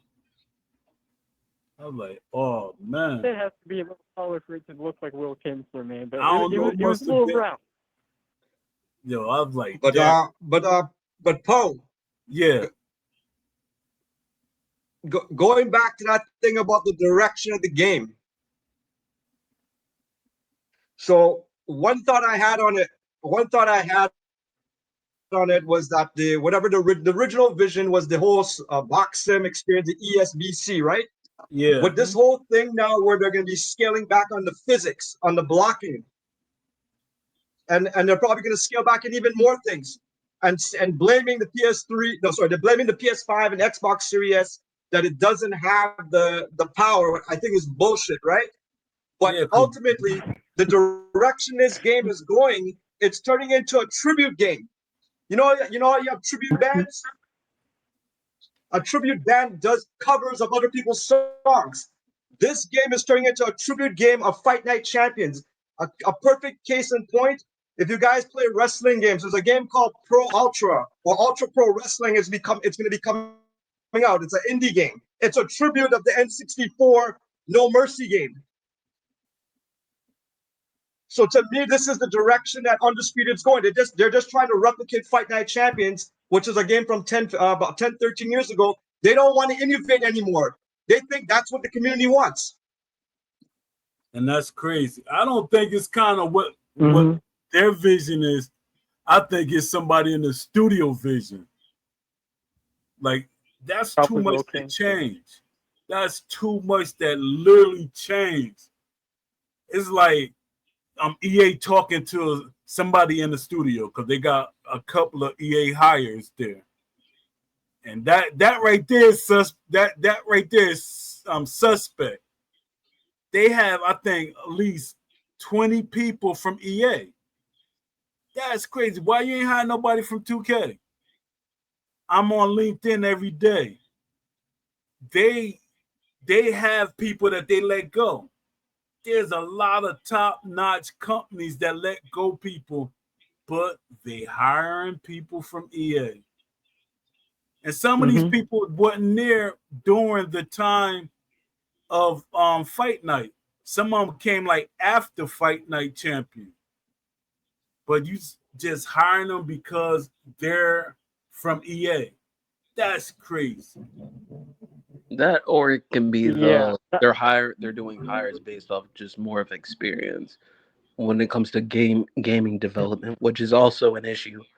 But I had also said that they need to focus their efforts into people who actually have an understanding of boxing, but Yeah, also people who actually have experience in the realm of um, gaming and production and stuff like that.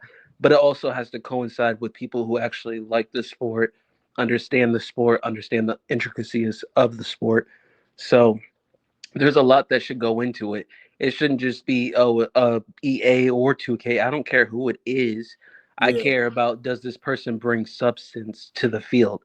There's right now a lot of positions that are just being filled, but they don't come with means of substance. So I feel like there's a lot, like you can have a lot of people at each position, but if they don't know what they're doing or ways to produce, then it's really nothing of substance. You just have a whole lot of monopoly, a lot of chance, a lot of, oh, okay, well, maybe we should do this, maybe we should do that. So when it comes to even people like Will Kinsler, and I'll just bring him up real quick. I don't care that he's in office. What I care about is if he's doing anything productive while he's in that position. I also care about the person who's hiring these people to fit these fields. So, as much as we want to stem it to anybody or one person in specific, it has to go just as much that that guilting. It has to go also on the person who's hiring all these people for these positions. That's got to be said too. yeah, that's true. Um, On let me that, see. yo, just to add to that, Sean Porter doesn't add anything good to this game. Sean Porter is just a hype man. Yeah, because he was Mm-hmm. acting like he was gonna be our voice. I was like, all right, we got a boxer on our Yeah. side. Nah, he goes I something. haven't heard him say anything about the game in a while. Like Yeah, I think the last time he said anything was what, in April. yeah, Mm-hmm. I think so. What I heard him talk about, it was about, yes, yes. Yeah, he was really acting like he was gonna be a advocate for us, but he was having all them videos and everything. I said, all right, he on our side. Then wasn't it Grump um that has the sim thing, and he I was got like, they wanted to bring me on the show and stuff with Sean Porter, and that never materialized. I think a lot of people scared for me to be on this show because all of them asked me, but then they stopped because they said Poe too controversial. he's gonna get me. I'm not gonna be able to go back into the Discord. They gotta And Yeah. stop being if scared. if people think that you're too controversial, I think that's also a problem Yeah, because you're not really Yeah. controversial. I think you speak a lot of the sentiments of that's felt throughout the community, to be honest. So it yeah, shouldn't be controversial. yeah. To them, when they, Yeah. No, because it's a lot not of them they controversial. defending positions. They trying to push towards a position in the company. Because I heard when everybody was saying, "Oh, Poe should be community manager." Nah, I don't want that job. I got They're like, Poe should be a moderator. Nah, I don't want that job. Hmm. But what's going to end up happening is they're going to ban me from that position because you yo. can't shackle me. You can't I got. shackle. Sorry. Go ahead. Go ahead. You can talk. 3, 2, 1. The delay. But yeah, I got one last thing to say. I want to know, like, this is one thing I want to know if it's fact or fiction. But how do these guys stress test this game? Because the Exactly. impression I'm getting right now, they say they have testers in the back end, right? But the way I see it, to me, it looks like they're using social media content creators with large subscription bases to do double duty.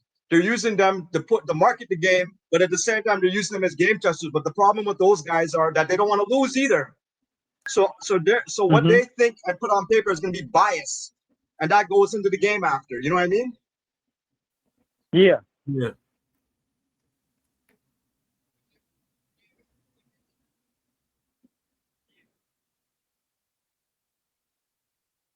What happened? You stopped talking?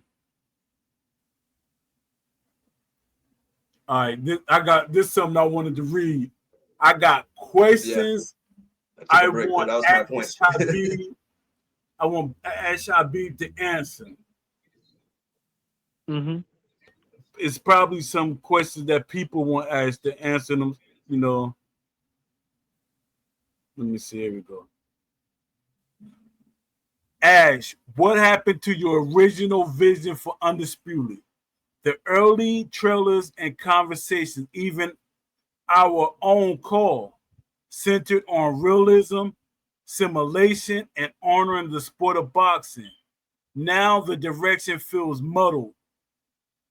What is pressure from with? I mean, was it pressure from within? A compromise, a loss of creative control. That's the thing that I'm thinking about. He lost his creative control. Hmm. If Turkey Al Sheikh believed in boxing games and realism, why wasn't he brought on as an investor to help preserve the game's identity? With his resources and passion, Turkey could have helped reinforce your vision instead of the game drifting into something else. Do Hmm. you still feel like this is your game and your vision, or has someone else taken creative control behind the curtain? Many of us support Undisputed because of your di- direction, but the tone, priorities, and philosophy now feels disconnected from what you and I discussed.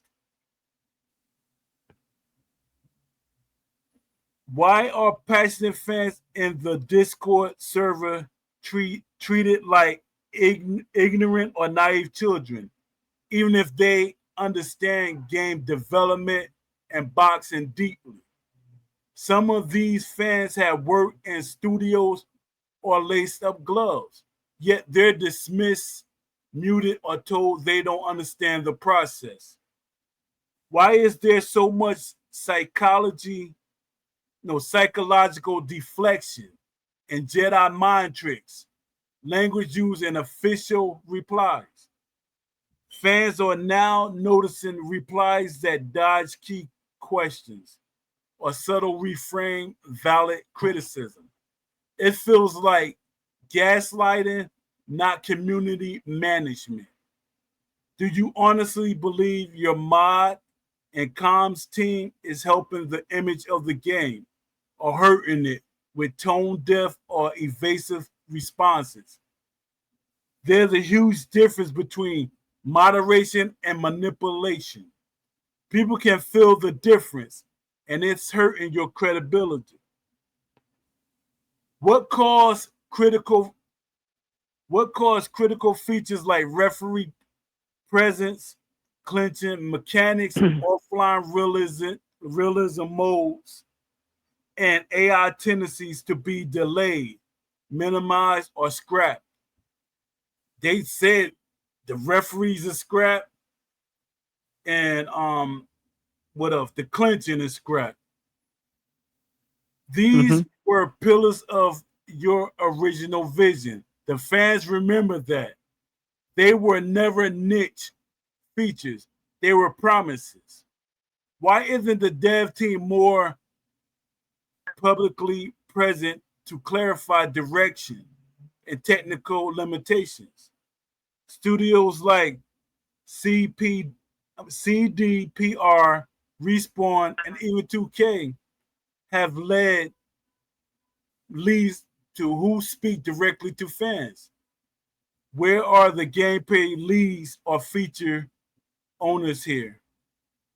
Why are online casual players being prioritized over the loyal, realism driven offline audience who helped build the foundation of this project?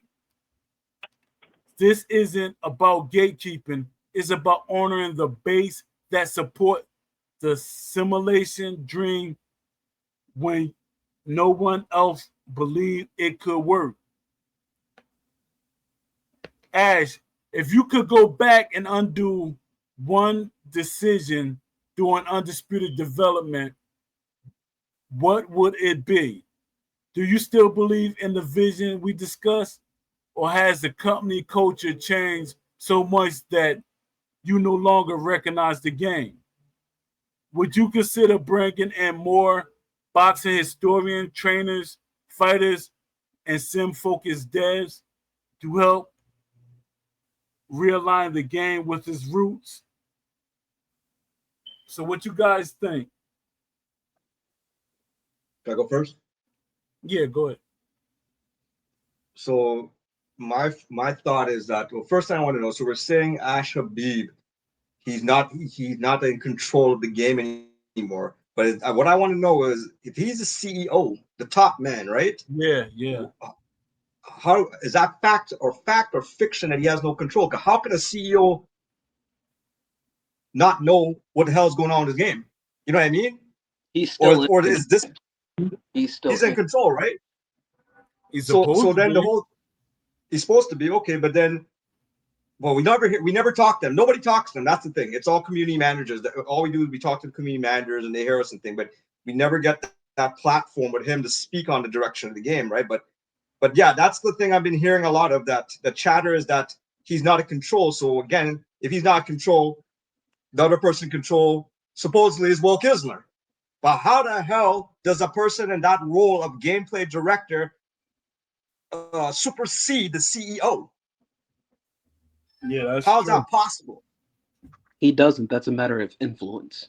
So if we were really to go into this aspect of somebody having some kind of power and overseeing a lot of the things that a lot of people don't agree with right now that's in the game, it's not a matter of Ash not being in control. It's just a matter of influence. And if Ash doesn't have Yeah, enough, if he doesn't have a strong enough foot when it comes to, okay, I want this, so this needs to happen. If he doesn't have enough steer in his own direction, a lot of people are going to just cater on to their own directions. So it's not a matter of Ash Mm-hmm. not being in control.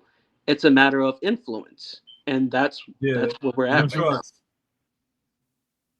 Yeah, it still doesn't make sense to me. Cause I can't see how he could be, unless it's a matter I hired this guy and that's it. This is what I want. I hired him and I put all my trust in this guy. We sold 1 million copies. Therefore, we made money. Yeah, but Ash he trusted Will too much because he felt like Will. Because when I told him about Will, because I'm the one that got Will hired, and I never knew that this how it would have turned out. Because I was telling Ash about Will, I said, yeah, he used to work for EA, and he was part of the team when they made the Fight Night games and stuff like that. Ash said, oh yeah, I said, yeah, I said, you should talk to him. So Ash started talking, they start communicating and stuff. And lo and behold, it was the first thing that told me that he was going to be a problem. He told me to stop talking to Ash. Me and Ash had a friendship. We were talking on Twitter. Ash literally Who asked told me, you that? Will? what'd you say? The guy Will that you recommended told you to discontinue communication with Ash. Yes. What the fuck? Yeah. Because he told me, he literally told me on Twitter, he said, stop communicating with Ash. He has people for that. I said, he the owner of the game, and why should I stop talking to him? So what he did, like, since I'm not going to stop talking to him, he was going to talk to Ash, like, well, you got to stop talking to him. But that's crazy. I never had nobody do that. I've talking to game developers that own the company. They never had nobody tell them I can't talk to anybody. The main thing you could say, because Ash used to say, he used to talk to me, he'd be like, Paul, I wish I could tell you this, but you're not under an NDA. But we could find out a way to put you, so I could tell you things. Ash usually tell me stuff. So I guess he didn't like that, but still, it's his game. And I didn't tell every conversation we had. Well, going As back to you, that whole idea about influence, and what now you you're say? saying that he can't, that whole thing about being influenced, and then now you're saying, I never knew this, but now you're saying that you got that Will Kilsner basically censored you, or he's putting, he doesn't want you to speak to the man, right? But Yeah, going back to that video in April, I don't know if you guys remember when the developers came out with their roadmap video, yeah, one back in April with Sean Porter and them. I was listening to what's his name, SGA, Sports Game Analysis, and I think he was saying that in the background, Will Kilmer is basically, it has those guys so afraid they can't even speak, they can't even do a proper friggin' they can't. Oh no, Sean Porter, Will Kilmer had Sean Porter on censor. He was watching that whole time when they were making that video, so a lot of things they couldn't even discuss. yeah, If we were, and I'm saying that on the topic of influencing people, you know what I mean? That he has that much power that he could that he could just sit there and watch you basically, and you can't say shit. You yeah. have to That's wait until crazy. you have your own episode and say something else. But I just don't understand how that's happening unless it's going back to what you're saying. It has to do with these NDAs, maybe. I don't know. Yeah, but to me, an NDA should never. I'm the owner. I make y'all sign NDAs. That makes Right. no sense. Mm-hmm. How you gonna censor Yo, the owner of a game? did you guys talk about manual blocking? Nah, we ain't talking about that. But it need to be Can we talk added. about it? Okay. So manual blocking, the first thing that comes, well, the biggest preacher of manual blocking is sports game analysis. And one of the things I noticed that I keep on seeing people against the theory, against bring it in completely, because you keep on talking about desync. There's this frigging guy, what's his name? Aramis Jones. Aramis Jones is one of the biggest pushers that he does not want to have manual blocking simply because of desync. And when you have guys like that pushing that narrative and all the social online and Online. all the YouTube channels, you see him on all the YouTube channels, and he's always the moderator. He's a chat moderator, and he's always pushing that agenda. You know what it tells me about that guy? He needs to fucking upgrade his internet access. He probably needs to No, fucking desync get his is bandwidth affecting or something. desync is affecting everybody, and anybody who actually is pushing for manual blocking online doesn't know what they're talking about. There is no You know sense why? in actually I'm having not saying manual. desync doesn't exist. I ain't saying it doesn't exist. Continue your point. No, I'm going. That's it. I ain't saying desync doesn't exist. It obviously exists. Okay. But the dismiss manual blocking because we do have desync when manual blocking could be the fucking solution to all the spam shit that's going on. That's not a solution. Why don't they want to test it out?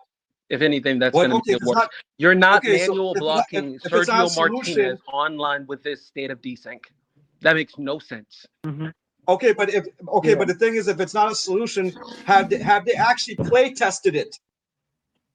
I can't Is there speak any for the play research into it? testers and the QA tester team because there's a lot of things Okay. that are being actually sent and approved to still be placed in the current state of the play.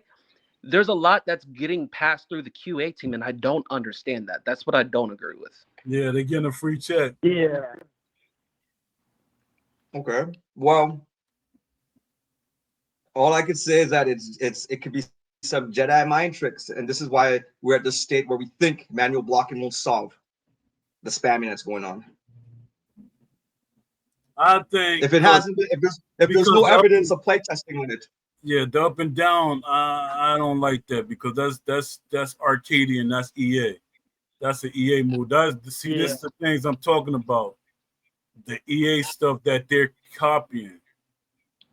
And I personally, I want manual blocking. I do advocate for manual Yeah. blocking, but I don't want it Yeah. in the state of desync because that's just going to be disadvantage for everybody, especially people who play the game the way it's actually meant to be played.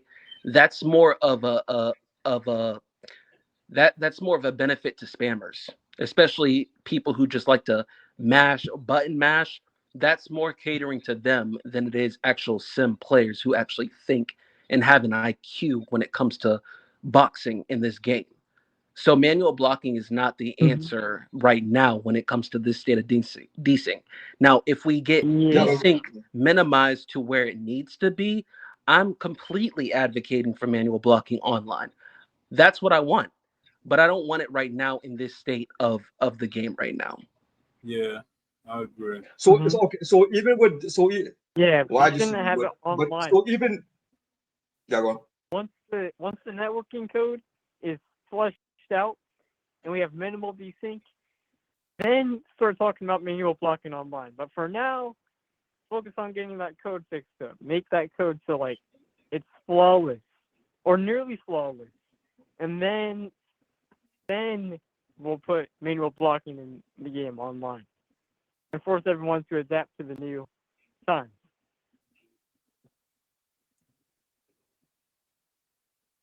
Yeah, true. Well, the only thing I can say to that is that there's been no evidence that has ever been tested to know that if it's fact or fiction, then if it'll work or not. That's I don't true. think it would work well because people are still teleporting on like people's screens, and there's still a lot of like ghost punching. So I don't think manual blocking would even like matter because you still have ghost punches online, and people are still teleporting around on people's screens through the desync. Especially if you Talking of, think about right now, currently, how a lot of players are playing. They're button mashing. They're not even thinking about what punches they're throwing. They're just, a lot of them are button mashing. So you get and that that's why in they're this. getting one. That's why they're getting one punch KO now. Uh, I don't know about that. But my point of the matter is, Mm-hmm. with the button mashing, the manual blocking is only catering to more button mashing with manual blocking. Manual blocking is great and it should be actually pushed, but not with this state of desync. Desync right now, you are seeing two different things from what your opponent is seeing. So the things that are translating on your screen is not translating on your opponent's screen. What sense does it make to have manual blocking with this state of desync where people are literally teleporting punches? Sergio Martinez is punching at sonic speed that you can't even calculate where his punches are coming from. What sense does manual blocking Mm-hmm. make having right now with the data desync? I'll give you an argument to that. I'll give you an argument to that. You ever watch that guy Box Eye Views? Yes. So Box Eye Views, you'll hear him many times. He's not ashamed to say it, but People always say that, oh, why are you holding the block all the time? Why are you holding the block? Well, he's anticipating because of the fucking desync. And so essentially, if we have adapted to that stage where we know that we need to hold the block earlier for the desync, well, then we could do the same thing with manual blocking if the desync is that fucking bad. If you're manual blocking, you have more areas to actually block. But the problem That's with fine. that is you don't know specifically where those punches are coming from. So you're manual Yeah. blocking on the left side, the right side of your face, but you can't really determine where that punch is coming from. If you're fighting a Sergio Martinez, he's throwing a rear power shot to your body, but you're thinking that, oh, he's gonna throw a power straight. So, You're talking about so you're saying anticipation. when you block, you don't lean. When you block, you don't lean left or right to anticipate. I do. But the problem is that's That, not working against a Sergio Martinez with manual blocking. That's what I'm saying. Listen to that. yeah, You are yeah, not but blocking. right, but Sergio Martinez is the outlier because he's like built as a southpaw glitch. Okay, but That's one of the biggest outliers. okay, so Bud Crawford. Okay, how about Amir Khan right now? His southpaw speed is damn near the same speed as Sergio Martinez, if not faster. So Hmm. there's a lot of common factors within what I'm saying. It's not But just one person. if they were to fix the southpaw glitch, then you'll be more in favor of bringing in manual blocking. Then even though we're in a state of desync. If they fix desync, I am an advocate for manual blocking online. I'm not going to advocate for something that's not sensible to be when it comes to defensive responsibility with manual Yeah. blocking online with this current state of desync. No, I just can't Fair do enough. that. That doesn't make sense to me. Fair enough.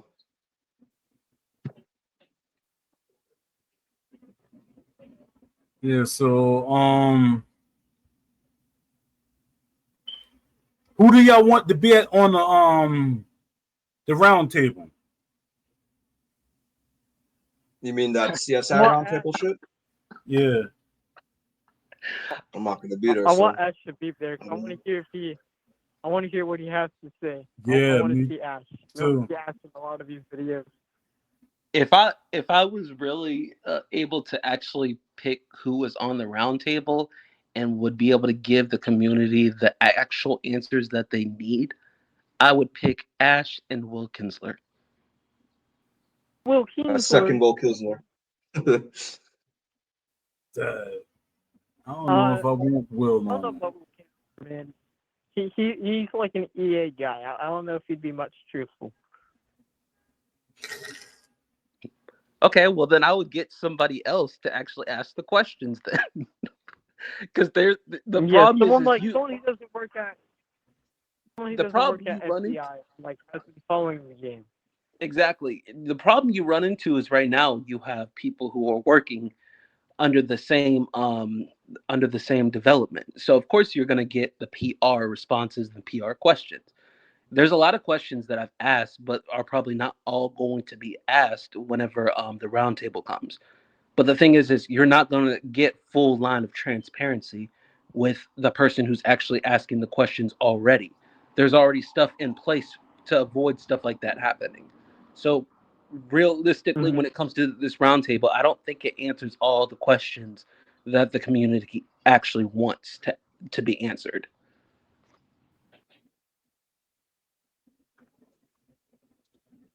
Yeah. I want Ash. I want Will. I want CB. I just want to see what they got to say. I really want to see what Ash got to say about his game. But I don't like the way they do the round table. They record it and then we get to see it. Do it like I used to do with the EA devs. I used to get questions. We do a show, and I'm asking them the questions during the show, and they're answering. Then I gave people a chance to ask questions live. But why do you think they're doing it that way? You know why they're doing it that way. Exactly. Yeah.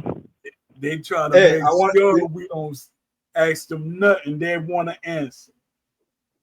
Hey, I want to go back to bugs in this fucking game that we didn't talk about yet. But one of the bugs that opened my eye about, I don't know, we could say that lazy development, or I don't give a fuck about the community after we spent all our money paying for deluxe editions and paying for all the fucking DLC. That 8 round bug went on, the eighth or the last round bug went on for nearly 3 months. And I kept on complaining about, because that's like you're playing an NBA game and you don't count none of the points in the fourth.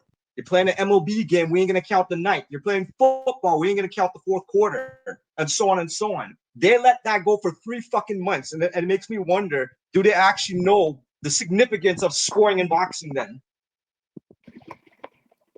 No, because look at the scoring system right now.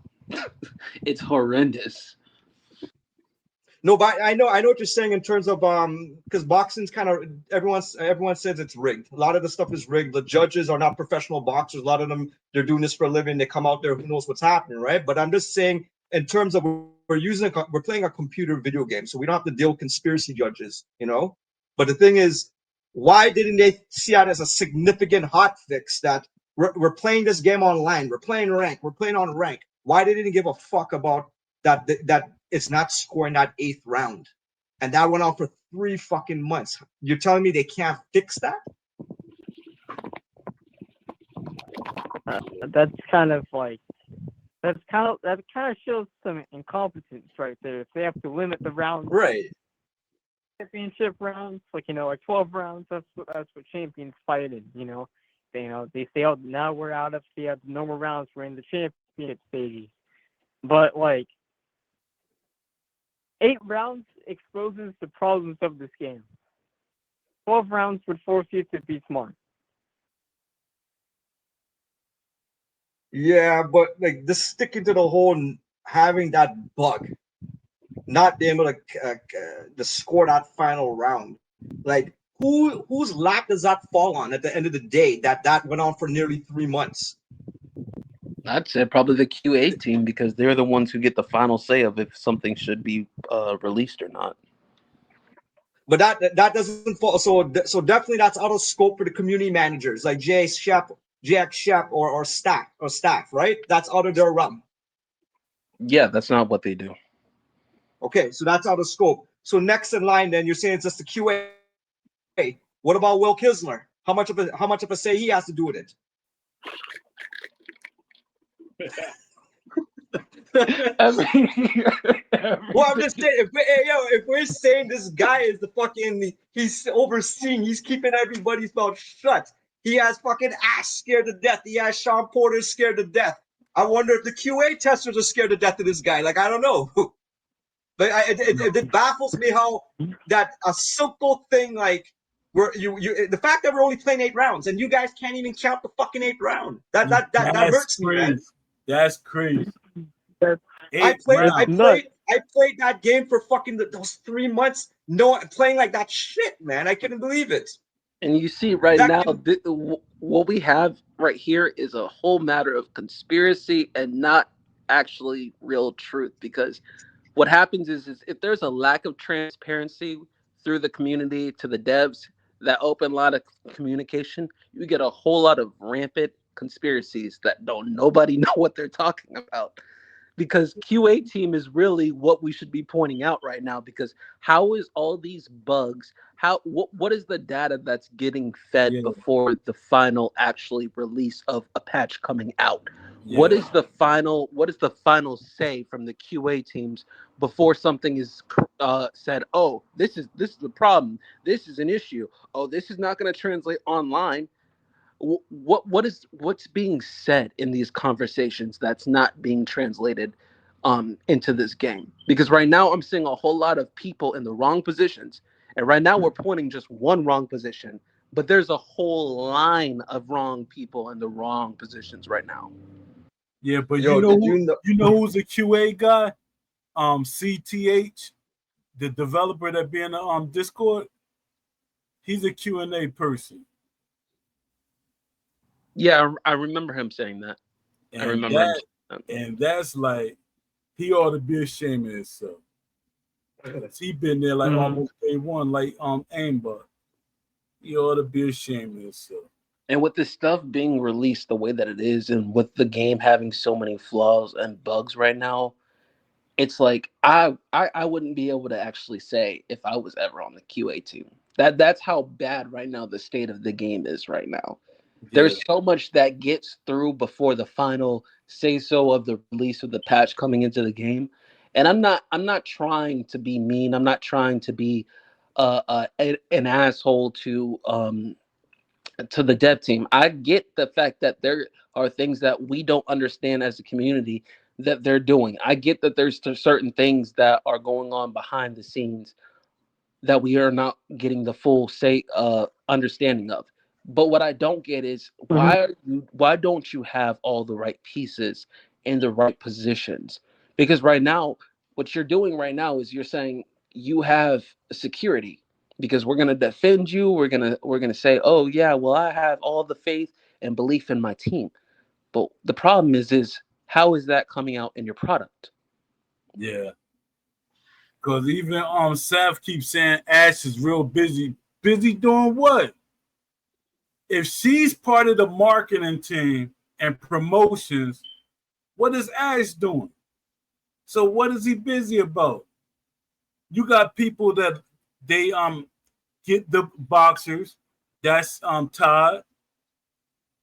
Um, you got different people for these positions. So what is Ash actually doing?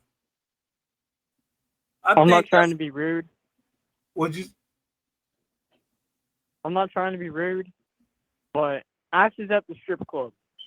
I'm not being rude, but there's videos of him with like female dancers in bikinis or whatever, and like fireworks in their hands, dancing. Well, you know what? Good for Ash, because if I made that kind of dough, I'll be doing the same thing too. Fuck. Well, he married. No, I know, but he needs to fix the game. He needs to fix the game. I know, but that's the thing. You could do both. You could fix the game and do that too, man. Fuck. But the question is, I don't think he's doing. He can't be there fucking 12 hours of the day.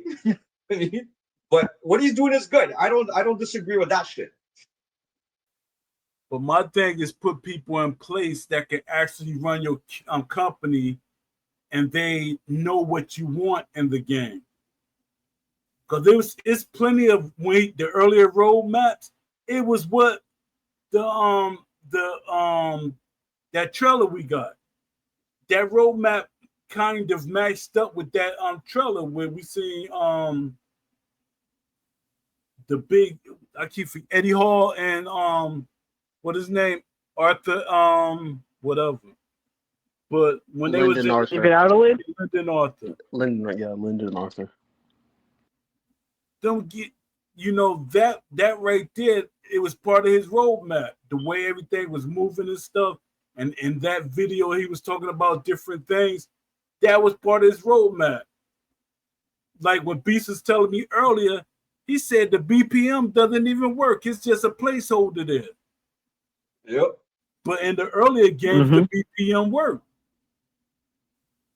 So it's like somebody, the conspiracy theorists, but it's like somebody intentionally messing this game up instead of the game progressing and getting better. It's not really getting no better. It's getting worse. And you know what you just said, Poe, it actually translates. When you have a whole lot of people in the wrong positions, it doesn't matter what you do. It's always going to seem like somebody's intentionally trying to mess up your game because you got everybody in the wrong place. Yeah, that's true. Because even Will, having the job that he got, they made him first. He was the communication guy. All right, that's right there. I can see you having that job because it's almost like you being a moderator, a community manager, something like that. But when they start getting them developer jobs, that I'm like, what are you doing? Like everything goes through him now. That's crazy. But somebody was actually saying, well, we got to see what earlier in development. Like, we got to see what Will think of this. What? What Will think of it? Then they saying they're a boxing guru. Nah, he's not. For one, if he was a boxing guru, the game would not be in the condition it is. For It one, wouldn't be a Fight Night 2.0. yeah, But you know what? Yeah, but you know why they probably why he's able to get that position without having that background in sports, in this case boxing. When you look at guys like let's look at NBA 2K. What's his name? Ronnie 2K. I don't know if he's still not. I don't know if he's still part of that whole NBA series, man. But what was his background? And they kept that guy forever. He's still probably there because they made a lot of money on VC. Yeah, he's still there. I Pretty forgot. sure his background was marketing, wasn't it? Yeah, but he had a lot of game industry stuff. Besides that, I think he was. No, but that's what was it? Like because I don't. Like Dazar. Y'all ever heard of Dazar for the 2K's community? Yeah, he's like he was a big fan of the 2K series because he played basketball and his father was a basketball player. So I'm like, one day I emailed somebody from 2K and I was like, yo, why y'all not pulling Dazar on? I say he has a big following because he used to do his podcasts and stuff. So he has a big following. He should be on the team in some type of way. And then the guy said, well, I'll think about it. And then I tried to like, what happened to the boxing game? Because it's the same guy that was talking junk. He said, if we made a boxing game, we'll blow EA out the water.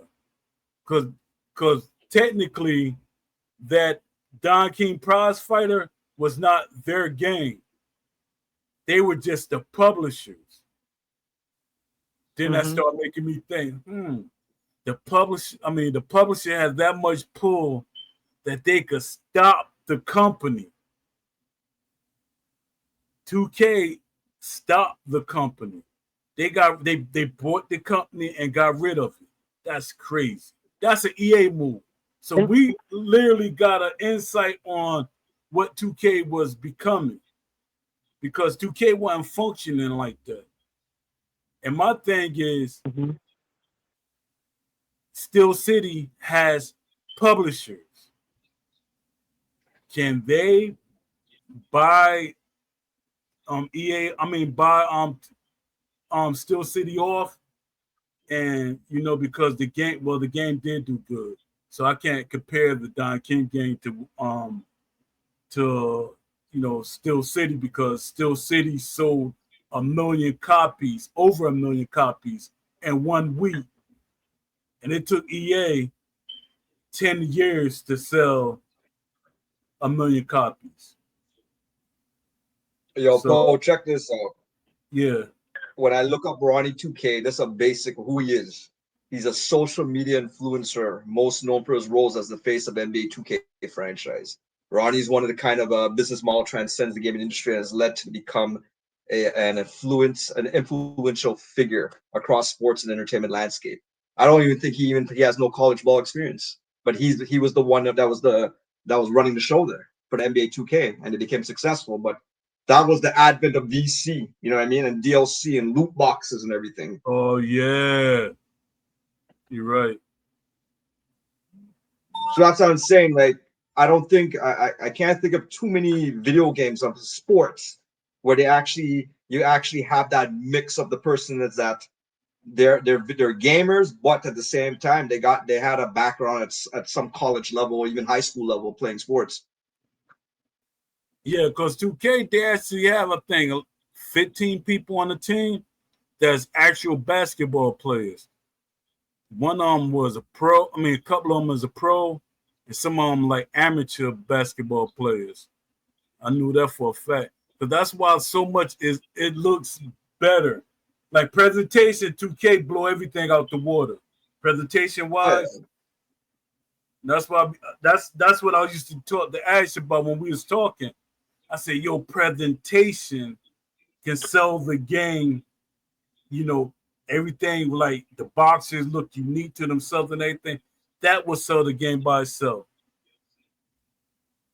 But I guess But somebody, but running on that thread. So what Undisputed is fact or fiction that leading up to the release of the game that they used to have a bunch of boxers in the studio and they just got rid of them. Essentially, yeah, that's where you're getting the yeah, boxer. They just flushed them out. yeah, they just flushed them out. I think that was Will. Is that a cost saving measure or that's a control measure? Well, control cost is control, right? But what I'm Yeah, saying, is it a cost saving measure or was it a control of the brainstorming of ideas then? yeah, because I think his thing was he told Ash like we wasting money having boxes in here. No, you're not. Because for one, if you got boxes in there, it's gonna make you make more money because everything gonna be right in the Zach. Right. So I'm like, yo. And my thing is, see, Ash seem a little, I don't want to say, but he seems a little timid, not like really outspoken. He's a people pleaser. Yeah, that's how I see him. He might not be, but he's like a people pleaser. And I'm like, Mm. yo, why you letting this Joker has so much control over your game? Whoever it is, I don't. It might not be. Well, it could be the publishers and the investors. But like Brian Brizzle Hayes from EA used to tell me, if the fans speak loud enough, nobody it don't matter the publishers or the investors because that's their money. So if you got the community, you because they want to know what the community want, it drowns out what they want because a lot of the developers they want arcade games because that's quick money. But when you got people that's hardcore boxing fans or boxing fans, that's ongoing money because the hardcore fan buys the DLC. They buy like the microtransactions. Now the casual fans they see that the hardcore fans buying these things. Now they want to be a part of it. They said, "Oh, they buying that. I want my character to be the same like what they got." Because I don't want no how they win the pay to wins type stuff. That's not that's NBA not 2K. yeah. NBA 2K. How much you have to pay for a character now? About nearly $150. I don't know. They really got it like that because I stopped Yeah. So currently on. okay. So the thing with NBA 2K, how they hooked everybody is that they make it so hard to grind. So the thing is, but if you try to grind the game out within that, if you play that game for 12 months, you probably get your character up maybe to a 75 instead of 100. So it forces people to fucking buy the character. So what happens is they buy one character for $100. Then they say, okay, I don't like how this built is, but if I delete it, they're not giving me back the attribute points. So I have to buy another character. So a lot of these fucking guys end up buying 3, 4 fucking characters. So they bought a game for like $80 and then they just spent $100 per character. That's another $400 in their pocket. You know what I mean? And people are so addicted to it. They said they just buy characters. They're buying to create a boxers then. You know what I mean? Yeah, that's crazy. I And I thought don't want to give Will Kills nor any fucking ideas, but I could see them. You never know. If they want to get even greedier, they can bring that fucking philosophy. yeah, but my thing was I'm okay with them as a so-called indie team, which they're not. They're a double A team. I give them the double A, but an indie company they're not. But for a company for it to be their first game, I give them that leeway. Like, all right, you charging for boxes because this boxers want money, and if you give them like pay them straight up, the company will go broke. And people don't understand. That's why I be trying to tell them. If they pay everybody the money they want, if you got over 200 boxers, you're gonna go broke. The DLC is needed for them to get these boxes. Because I know it's a couple of boxes that I got for Steel City. And that's how I got them to want to be in the game. I said, who was that? Chris Bird. I said, tell them to add you in as DLC. If you think they're not going to give you enough, and your DLC will sell because there's a lot of people that's fan of you. David Tour, he wanted to be in the game. And I got him. I was like, be DLC. That's how I got, because a lot of boxers, they're like, I want to get paid. But I'm like, an indie company can't pay you straight up. Because if they pay you straight up, after they pay off like 10 or 20 people, they're broke. Poe, tell everybody what you think about what Saf had said when I think it was a couple days ago, where she had said some of the fighters that were on the original roster that was listed up on their site aren't going to be in the game, potentially won't be in the game because of contractual obligations. Yeah, that's Wait, crazy. what? I don't understand that though. I'm like, They what is? promised those boxers. Why aren't some of them being put in the game? They said they would have all those guys in there. So you're saying Yeah, it's a scam? and the thing is, Ash bought another They studio, so it shouldn't be an excuse. But you think it's a scam? Why do they make fake promises? Yeah, And but then- I'm not sure. I think Seth was just picking something, Dude, randomly to say, because they always they it's like they in defense mode. Well, Defense. the reason why she had said it was because of contractual obligations was because somebody, I think it was Sergio Leon, I think he had asked her, so the original roster wasn't going to be all the fighters that were on the original roster, they're not all going to be in the game anymore. And then she had responded that some of the fighters that were originally on the roster um, might not be in the game because of the contractual obligations. That's weird. That's weird. Because they said they have literally fighters signed. yeah, they literally signed these contracts with these people. So what happened to the contracts? Because once you sign that contract, you're obligated to them. They obligated to Steel City once you sign that contract. So I'm like, what is going on? Or is she just making up stuff? But she is a law student. I don't think she made that up. I don't know why. I mean, it could be for a number of reasonings. It could be money. It could be financial. Um, but I don't. I really don't know why some of the fighters won't be in the game anymore, Yeah, and how many of the fighters won't be in the game anymore. Because if we pay attention, they're still signing people. So for yeah, whatever reasoning, some of the fighters that were originally listed aren't going to be in the game now. I don't know if it's I don't think it's a financial thing because they're still signing other fighters. yeah. Cause like what's called when they had the MMA people, I'm okay with them not being in the game because it's not an MMA game. It's not a mixed game. And I got on Ash when I talked to, I said, Ash, why are you signing MMA people, kickboxing people and stuff like that? This a boxing game. You said it's a realistic boxing game. And he was like, don't worry, Poe, they're just fillers. So I'm guessing that's why he did that. He said because when you make a game, you got to present something to the investors and stuff, and it's something else that goes before the investor. But you got to have a game that's functional, because that's what messed up with Round for Round. They didn't have a game. They literally didn't have a game. They just had an idea. And I used to get on. I say, "Yo, where is the game?" He said, "Don't worry about it, boy. I got it in hand." There was never a game. So with Ash, he had to make sure he had a game, so he could get investors and sponsors and stuff like that. So that's what happened with that. So I don't know what's going on. Really Yo, don't. talking about celebrities and these all these characters and stuff. Jake Paul, his rating is what? Is 84? Yeah, that's Or is he crazy. 85? It's up there, It but should be that's 60. crazy.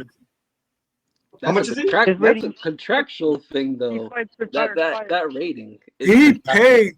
He did just like he doing his fights. He paid for them ratings. But is he 84? Yeah, He's a light he's an heavyweight. 84 Is he cruiserweight or is he light heavyweight? cruiserweight. So he's an 84. What should be his real rating? I Seeing that give. he's only I fought say the only real 75, boxing. 75? 70, Okay. 75, 72. No higher, no lower. Yeah, I feel 72 I is would say more worth it. his rating, if it was actually indicative of his actual fighting, I would say it'd be around like a 73, 75. Yeah. Because he's not tested. The only time he was tested is when he fought Tyson Fury's little brother. And Tyson Yeah. Fury's little brother Tommy had an amateur Fury. career, and Tommy Fury, and he boxed his ass. Yeah. That I'm like, they took the people out of the studio that does the stats. How do you gonna say? And I the one that helped them because I got the proof. I'm the one that helped them get CompuBox and BoxRec. Because I was actually talking to the guy. He thought I was representing Fight Night. I said no.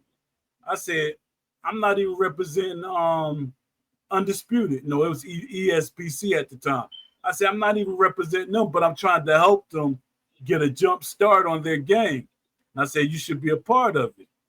So I said, and then I was talking to Ash too. I said, Ash, I got CompuBox. They want to be a part of the game, and I got BoxRec. They want to be part of the game. He said, all right, now get their information and send it to me. And I said, no, I'm gonna hook y'all both up. He could DM you. So, I'm like, all they used was the name. So somebody said, no, we don't need no people ain't doing stats and stuff. We can do it. Them developers are developers. They're not statisticians or people that do stats. And they even put out they don't even have a AI or tendency guy. That's crazy. They got rid of Little Mac. They telling us he quit so he could work on his own game. I don't think so, because Lil Mac was like passionate about the game. He wanted to Yo, make Paul, Paul, what you just described is basically a role in a fucking company, and they didn't give it to you. What you mean? What you're doing is you're building relationships. You're building relationships for an indie company, but they never put you on a contract to do it. You give them all the fucking contacts. Yeah, that's true. That's bullshit. Well, in my books, guys, because I know from a corporate level, right, what that is. Yeah, because I was helping them. I was helping Ash with a lot of stuff like boxers, female boxers. Because I got Clarissa Shields round for round originally had a sign. And my thing, when I was talking to all these boxers, I think we had like 150. We had like 150 boxers. And I was saying, don't sign with one company. Always leave it open. Don't be exclusive to one company. You get more money, and it makes it easier on a company because you'll be like, well, I don't need a large amount of money because I'm getting paid from another company. So I had what'd you say? You know what it's called? It's called one way you could call that role is branding relationship specialist. Wow. Yeah, I didn't know what it was. I just know I was passionate. I was trying to help them get boxing in the game. And even with Todd, I was sending boxes to Todd until Will was telling me, don't talk to nobody. Even though he said that, I still was trying to push boxes to Todd. Then Todd got mad at me because of my passion and me talking about the way the company was doing the game. And he was like mad at me. I thought he was gonna block me, but he didn't. But he just stopped talking to me in general. Fuck, man. I still wonder what's that big news that they have happening in the late fall. Oh, I think it's what's called him Tiafimo, because he said that he in August he supposed to make an announcement about him being in the game.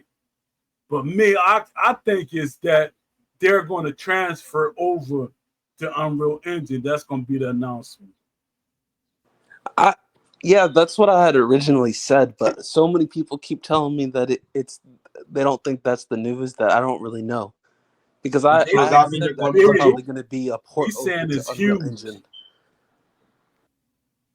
So it's part two they're going to? Yeah. And I don't see how Ash, like I was saying earlier, I don't see how Ash is going to be able to manage literally two teams. He don't have You Mm-hmm. his mean company is not that big to manage two teams. For one, you can't hire 5 or 6 people to work on a full-fledged game, and then you got 70 people still working on this game. That's Unity developers. Because I know he so ain't there's gonna a co- hire. He's not gonna hire so 70 people for no Unreal Engine. So yo, I so don't that know. yo, so then for the Unity team, what would you say the end of life for this game is now? End of life support for this for Undisputed One. When is that coming? I Sometime say next I year. say they got a couple of about 2 months. Because If, what they're you know, going to if Two try to months? do it's is nothing major, if it's nothing major, it's gonna be 2 months, and I'm being generous no, I because think it's too. I think though what they're going to do is they're going to try to put out all the fighters, and by the time that all the fighters are out, they're going to feel like the game is in a salvageable state to start working in production for Undisputed 2. I think about a year, Mm-hmm. probably. But By I the don't time know. all the But yo, fighters are out, that's when they'll start working for Unreal Engine. Yeah, but I don't know how they're and going with, to. and with Unreal Engine, it will work on regular PS5 and Xbox X. Yeah, all them games. Mm-hmm. None of this bullshit about fucking scaling back on the physics because it's not No, powerful enough. no. No, That's no, an not at excuse all. too. That's an excuse too. Because there's a lot of games that you wouldn't think were Unity. There's a couple of them that like they look like they were made by Unreal Engine. It's up to the devs. From my understanding, Gotcha. certain games it's on the devs how beautiful they make them, and not for one. This is a good example. Anybody remember what's that game? Metal Gear Solid. Yeah. Did you see how Yeah. crisp the graphics look? The son of a Mm-hmm. gun one, the SOG one, them graphics were beyond its time. And that wasn't no Unreal Engine. That So was back on PS1 or PS2, I think, right? yeah, no, it's Mm-hmm. PS2, I think. But I'm like, you got PS2 graphics that look like it was this modern day graphics. So it's up to the developers how good they make a game. And I'm like, it seemed like Steel City painted themselves in the corner and don't know what to do. It's like Ash Mm-hmm. made so many promises which they didn't even. It's like that was an afterthought. It's like Ash, oh, that's your wish list. We got something better or not. It's like it's crazy. Talking about the developers, what do you guys know about Dimps? Oh, that's the company that Turkey and I forget the guy name because I'll be butchering it all up. What? The Asian guy, I'm gonna say the What? Asian guy, not being disrespectful or racist, but the Asian guy that's working with Yeah, Turkey. It's a Japanese. Yeah, it's a Japanese guy. I think he was the guy who I don't know if he was the creator of Street Fighter series. I think. Yeah, he was. But I don't see a lot of people think it's gonna be a Street Fighter light game, but I think it's not. I think it's gonna be more like Victorious Boxers Or Yeah, that's the vibe I'm getting right now too. yeah, that's what I think, and I think it's gonna be more realistic than people think because What now that yeah, go on.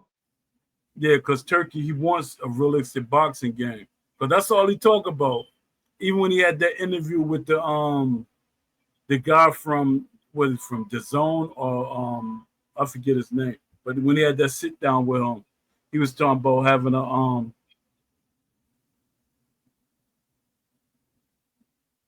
yeah, I was reading the chat. Yeah, when he was talking to him, he said he want a realistic boxing game and it's gonna be able to challenge what EA created, it's gonna be better and stuff like that.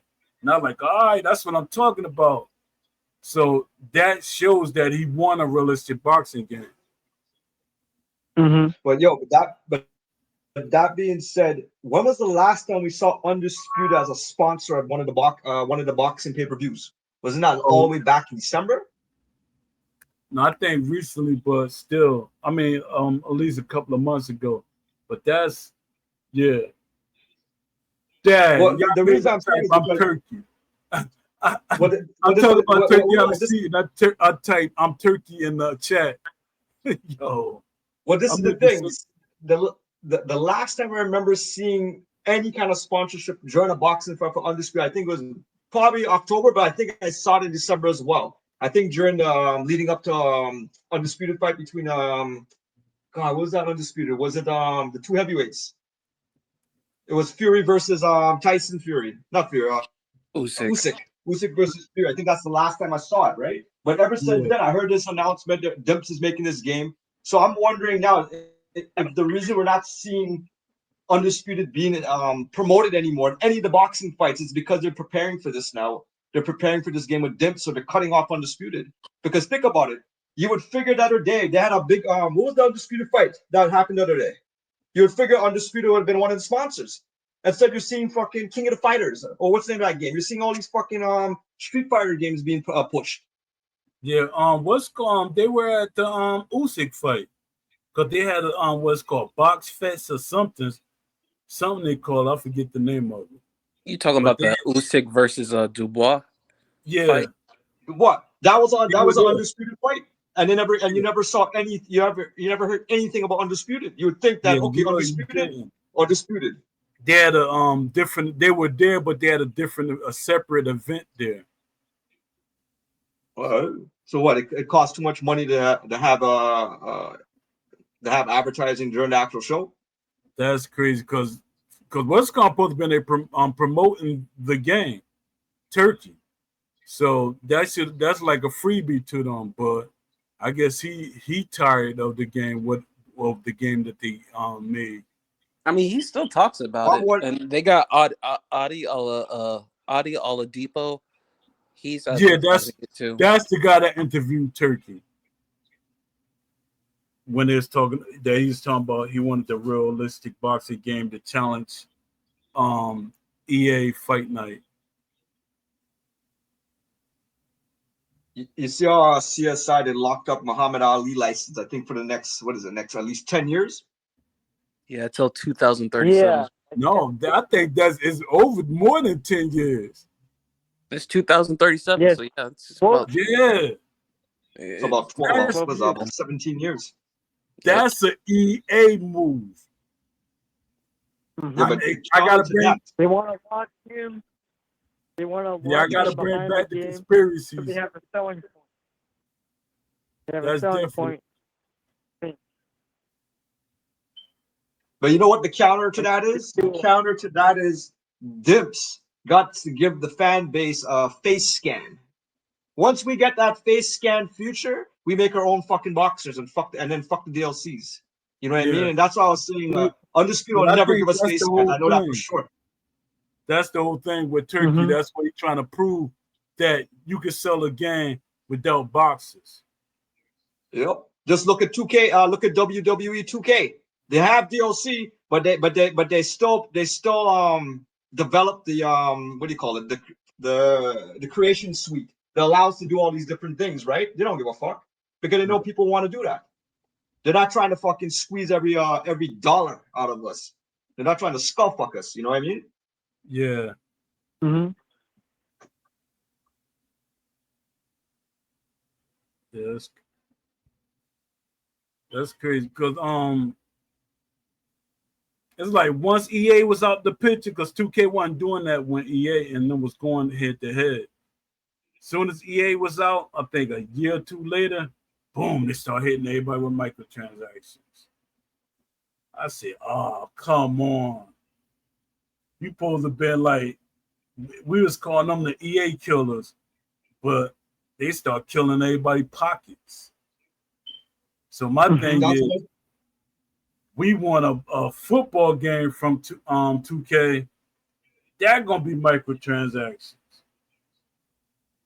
So I'm like, Dad, 2K. Do people really want the football game? Yeah, they do because they football fans. And my thing yeah, is, even if they make a boxing game, I'm gonna be complaining buying them boxes, even though if they get the presentation and everything right, I'm buying boxers. And that's what all I you have keep. to do. That's what I keep trying to tell Steel City. If you make the boxers fight like themselves, fans will not be complaining. They'll buy them like it Mm-hmm. ain't nothing. Oh yeah, because people love the Benavides DLC because it's the Yeah, one with the most unique animations in the game. yeah, Uh, David Benavides has probably some of the most accurate animations to his actual in life. Him as a boxer, and I yeah, think they're probably going to do the same thing with Teofimo Lopez. I think yeah, he'll probably actually have accurate animations, like he actually fights. So, yeah. because I think he was mocapped in mocapped in the Vegas, their Studio. Vegas headquarters. Yeah. I wonder what the actual Vegas office is. I mean, studio is. What do they do there? Because they already, I guess they broke ties with that other company they had out in Vegas. Because they were doing motion caption and stuff for them. So I'm guessing they broke ties with them. It I seemed think like, Vegas is probably where they primarily do their mocaps. yeah, because it's easier because every major boxer is in Vegas. They travel there to spar at the wild card gym and stuff like that. So it's easier to scan them. That's why I keep telling people it might be Floyd that might be the big surprise. Cause Floyd, when he had that interview, he kind of like never know. Cause people keep saying, "Oh, Floyd, he gonna ask for this and ask for that." And my story is, I was sitting right there when I was in the conference hall at EA, and they were saying Floyd was beefing with them because they found out that Pacquiao was getting paid more than he was, and Floyd was the champ at that time. And Floyd was like the moneymaker. So he like, why is he getting paid more than me? So EA know that they messed up, and he caught it. He caught that they was being biased and giving Pacquiao more. Now they're like, all right, they said they went to try to talk to Floyd, and Floyd didn't want to talk to them. He Yo, said, when you y'all said got, what'd you say? that's an example of knockout cell. I can't hear you. When you say that's an example that knockouts will get you more money than just being a technical fighter. Yeah, Because that's what Pacquiao was. Pacquiao was excited because he was not. And when Pacquiao hit his prime, be it fucking PEDs or no PEDs, he was knocking out fuckers in their prime as well. yeah, but for the casual fan, that would have been a good sell. But their thing is, they were fans of Pac. They're like huge fans of Pacquiao. They weren't fans of Floyd. Well, that's what Like I'm saying. Because Brian, Pacquiao was people want to see knockouts. yeah. Me, I like seeing the artistry of boxing. I want to see like somebody like Tyson. I want to see somebody dissect them. Dissect Like, when fucking Mayweather fucked up. What was that guy from the UK guy that was undefeated when they had a unification fight? What's his name? Ricky Hatton. Hatton. Mickey Haddon. You know, the artistry of watching Mayweather throw that check left hook and the motherfucker's head went into the Yeah, post and knocked him out. I've never seen that in my life. like how he did Diego Corrales. That was like, wow. I thought Diego Corrales was going to destroy him because he was knocking everybody out. And I said, oh, sweat. Floyd got punching power. But the pretty boy, he had punching power. He was like he had some knockout. That's why when people Yeah, say Floyd not a knockout puncher, he had knockouts on his record. yeah, he was knocking out guys under welterweight. Once he moved up to welterweight, then he started. Well, some people say his hands were broken. All his hands were brittle at that point, right? But I Yeah, think is once he went to that was the maximum of his power, and he Yeah, still his did power good. didn't translate to the weight class. But he was clean. That was the main thing too. He's one of the yeah, cleanest fucking fighters. yeah. He caught But Diego fucking was Pat. technically bigger than him, though. He was a big fighter. I gotta watch the Diego Corrales fighting because I always remember they said Corrales beat him. They I said don't think he. Corrales beat him. Somebody beat him. I remember somebody should have won the decision. I can't Oh, remember I who it know was. you're It was talking the about Corrales fight. I don't know if he's Mexican or what. They had two fights. I keep forgetting his name, but they had two fights. It's like the Not the first Calvin fight. Klein model. Not him. What'd you say? Not the Calvin Klein guy. There was you talking about the Mexican guy who tried to headbutt him? Yeah. No, it's like one of his earlier fights. He fought somebody and they ran it back because they're saying that Floyd lost the fight. And when Was it Victor Floyd, Ortiz? no, not Not Victor Victor Ortiz. Ortiz. No, yeah, that's the guy I'm talking about. The Calvin Klein model. No, I forget the guy name, but Floyd, because people was like Floyd lost that fight, and they gave him the fight. So Floyd like, all right, we're gonna run it back, and Floyd like destroyed him. It might be Castillo. Yeah, that's it. That's it. That's it. That's exactly what it is. And that's like he was big because like far as his frame, he was big. So I'm like, how much weight did he come over? Like when they start fighting, because back in the day, they like in them times they weren't like really strict on you blowing back up when you fight. Because some boxers like be 20 pounds over and stuff like that. I don't see how boxers used to do that because when I box, you try to put all that weight back on, you gonna feel sluggish in that ring.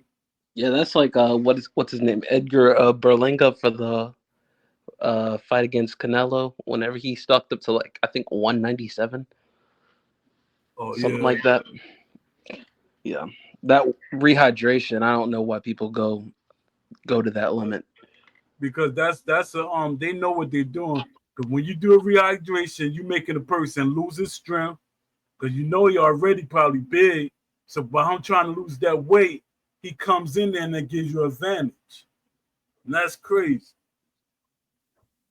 I said like Pacquiao, Canelo and stuff like that. I would never take them fights when they had them clauses like that. Like Pacquiao, he made Oscar De La Hoya drain himself to fight him. I was like, I thought they Dad, called it a catchweight. Wait, no, they huh? fought for the belt. I thought that was a super middleweight. That was a super welterweight they fought.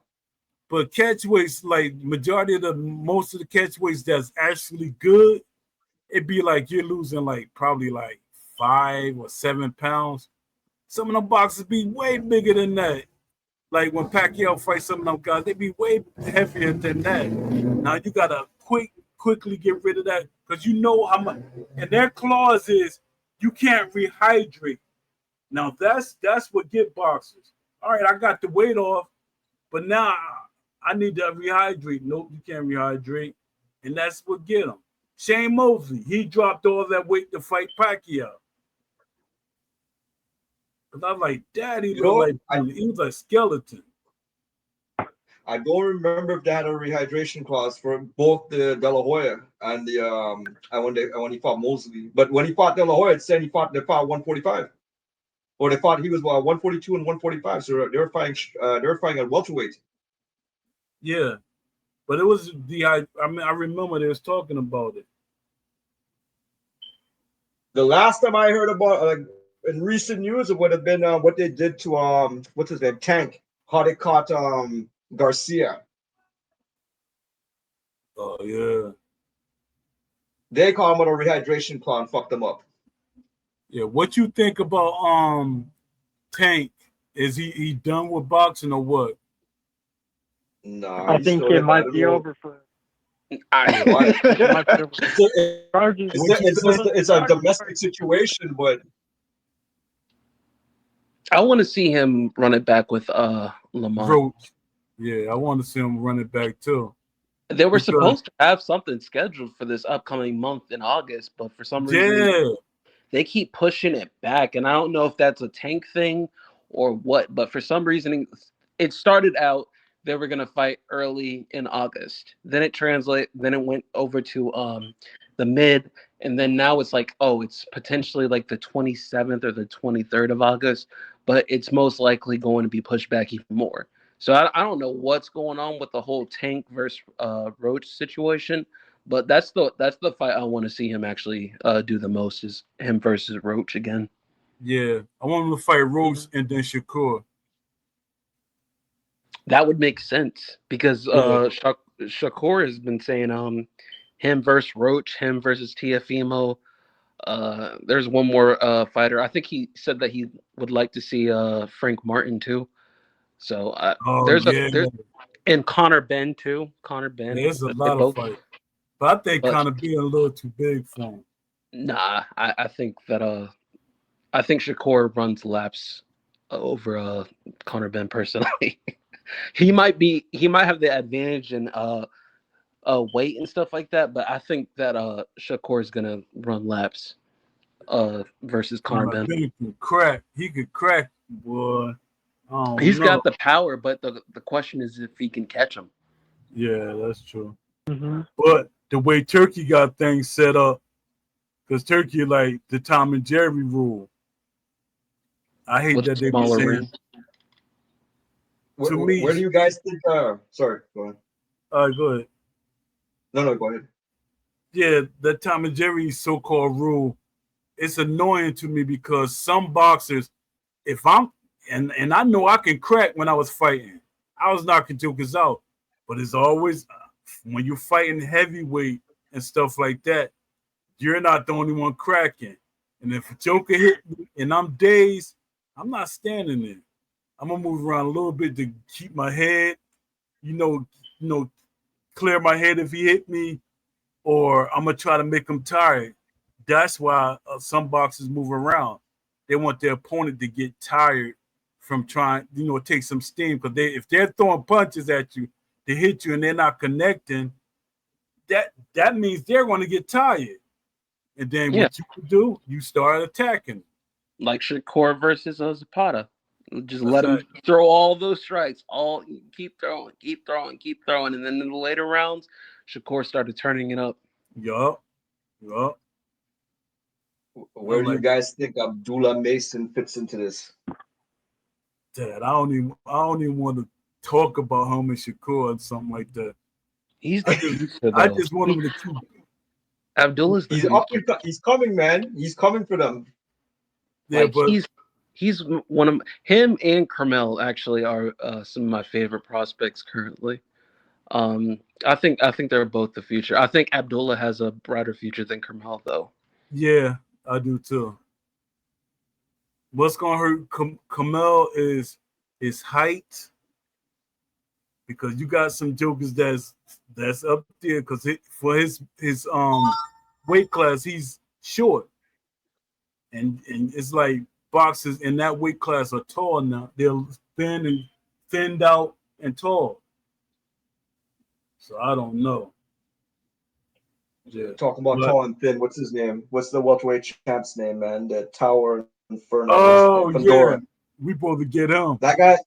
I I thought would guys, like Timzu was people gonna beat. too. I thought he was gonna beat Fedora the second fight. I'm not gonna lie. I had a lot of hope that Timzu was gonna win that fight, but nah.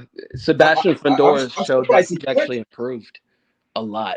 Yeah, I'm surprised that he quit on the stool. I didn't expect that from. But I thought he was doing. I didn't feel like he was getting his ass beat, but he quit on the stool, man. That shocked me. Who? The Timzu. Fedora, yeah, Tim Tszyu, he quit on the stool. No, it's just his team stopped the fight. I don't know, but he could have kept. I don't know, but Fedora himself, he's anomaly, man. I've never seen a guy like that, like so tall and skinny in that weight class. I think he's 6'3". I think he's Yeah, taller than that. He is He's tall. taller than he's that. He's fucking tall. tall. Like it's weird. Yeah, man. He fucks He's up a lot of tall. guys with that height, man. I think he's the same height as Hamza Sharias. I think. What are they both the same height? Let me see, Nah, Sebastian. nah. I think he's taller. That dude is tall for that division. Super tall. Yeah, I've never seen anything like that. The last time you saw something like that would have been back. Oh God, what's that guy's name?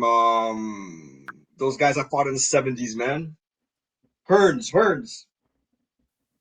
Oh, Hearn. Hitman Thomas Hearns. Hearns. Oh Yeah, yeah, man, Hearns was tall for his division. He was tall. He was tall for the division at that time. yeah. Real talk. Yeah. Like, I wonder how they're gonna implement the tower in the game. He's gonna Fedora? be OP. And Tommy Hearn's supposed to be in the game. Is They he? supposed to get. They Oh supposed to get. yeah, that a lot of people listen. Whenever Fedora comes to the game, he's gonna be automatically OP. Like I can't see a lot of people not picking Fedora when he first gets in the game. You'll probably have a couple months straight of just Fedora picks because he's so Yeah, tall and that reach. It's like impossible to get around. yeah. And he can eat punches too, but I'm not sure if it's the class of fighters he's fighting right now that he can eat those punches. I'm surprised too.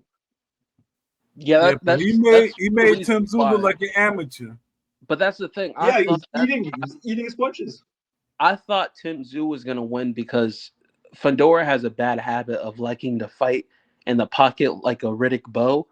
So I thought he was going to do the same game plan, but Fedora showed that he's actually improved a lot since that Tim Tszyu fight. Because whenever him and Tim Tszyu were fighting in the first fight, it was just an all-out brawl. It was bloody fight.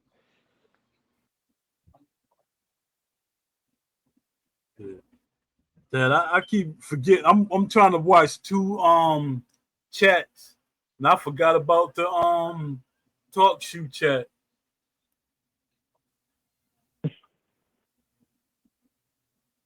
Yeah, because you have what you got the talk show chat right now and YouTube, right? YouTube Yeah, chat. it's like people starting to come in late. Yeah, I've noticed. I'm Well, like, how do daggone, you where think? were y'all? How do you think Fedora would fare against Crawford? Um, that supposed to have been a fight, right? It was no him versus Earl Spence was more Yeah, likely to be a fight. yeah, that came after, but it was first. It was Crawford, and Crawford was like, "Yo, how you gonna just come and try to take my fight?" I was like, Well, Crawford don't want to fight. You know, it's disappointing to see Crawford inactive for almost 2 years now because he just wanted. He's all he's doing is securing that fight with Canelo, which he got. You know what I mean? And he didn't I fight for think 2 years. his, And yeah, I I think think this is, Canelo's gonna beat. I think Canelo's gonna beat his ass, man, because Crawford only had one fight at super middleweight, and yeah, that's it. He sat for 2 years, didn't do shit after because he got scared. Like he didn't want to lose because it would ruin the chance of signing the fight. But they got the fight, man. yeah, yeah. Mhm. I was like, Dad. I would He, have liked to saw Crawford have at least 2 more fights in that weight class before he fought Alvarez. yeah, me too. But I think this is last fight at I think he's gonna retire after this. Yeah, he's trying to pull an Andre Ward. He's trying to retire with a undefeated record too, like Andre Ward and Mayweather. Yeah, but he ain't Yeah, gonna retire. but He with ain't gonna Andre retire with Ward, undefeated. he had disputes. He had contract disputes. That's why he was off for all those years, man. There was something. It was something to do with his contract. He real bad situation he was in. Yeah, that was crazy that he retired that early. I was like, Dad, Andre Ward retiring like that? He retired. And I know about contracts. I set out a contract and I messed up everything. And I did something illegal by going to another promoter and letting him sign me. Because I didn't know how the contract system worked. But I was like, man, I used to go to New York all the time. His name was Ziggy. He made boxing gloves. I forget the name of the boxing gloves. It's been so long. But he was making boxing gloves and everything. But he was like he was my manager. His name Ziggy Sterling. Um, yeah, I was over there training and stuff. I was like, man, So then what? So what was it, like a non-compete clause that was in what'd the you say? contract that was it like a non-compete clause that's in that contract? Yeah, because I couldn't the my original promoter, I mean manager, I only supposed to have one promoter. And the second one, I think I forget how it was set up. I really do forget how it set up. I don't want to lie. Yeah, but I was like, Dad. And he was trying to set me up fights. But my thing is because they're trying to make me be like a stepping stone. I was like, nah, I ain't being nobody's stepping stone. I said, I was decorated amateur, so why should I be somebody's stepping stone? They're gonna give me somebody that's like full on, they're full on pro that had like 20, 30 fights, and I'm just having my second or third fight. Nah, it's not happening. I agree. Yeah, it's not happening. In my mind, I felt Yo, I could beat him, but I said I don't want to take that chance. But that's gonna mess up my money. Because people gonna look at me, oh, he a stepping stone. Yeah. yo, going back to Undisputed and spamming. I don't really hear too much people talk about, but what do you think would happen if they would just, seeing it's a video game, what if they had made the rings smaller? It So should you be have less, different rings. It should so be you have different ring less to size. run around, you know what I mean? Yeah. It should be different ring size. I always thought I'm like, that's why when they say they're boxing fans, I start laughing because I'm like, y'all only got one side ring. It don't look like and the ring look like it's really too big. It look like how Mm-hmm. them Japanese rings. You ever see a Japanese ring? Yeah. They're big. It's like two dwarves in a ring. That's how big it is. Like But if they would have if they would have make the rings smaller in video game sense, right? yeah. Can that be implemented in this version of the game, or that or knowing how everything fucks up when they do anything, it will just cause too much chaos. I think it might turn into chaos. Everything they touch turns to dust, man. It we're to the point where even the bare minimum at the moment, if it's added or implemented, it's gonna cause chaos. So so I, so I would They say they it shrinking need this to causes rewrite chaos. the game. shrinking the Gotta size of the ring would be it would be too much. Then it would be too much. We'll say programming Oh for yeah, them to that's what do. they're gonna say. That's what they're gonna say. They said we gotta actually build another ring that you could get from assets and stuff. I'm like, yo, these developers are like, it's crazy because when I talk to like Brizzo, Brian Hayes, and other developers, these things, if you got a good team, these things could be done just like that in a heartbeat. But it's like they don't. And I heard them say the other day that some of these guys, they're like, don't really have that much experience. But I was laughing because you're telling us that, but we literally got one of the developers, I mean, one of the mods or community managers, I think it was Varus or whoever, was saying that their hires had experience at EA and Codemasters and stuff like that. I wish Codemasters made a boxing game, but they made a boxing game before. They made the Mike Tyson heavyweights game. So I'm like that. The more boxing games we have, the more companies got to make sure their product is better, and that will make them, make a better game. Yeah, because it creates competition. Because if there's no competition, it starts to become stagnant.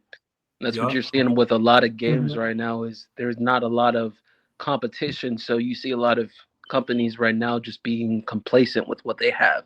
It could be bare minimum, or it could not be up to par of what their prior products were.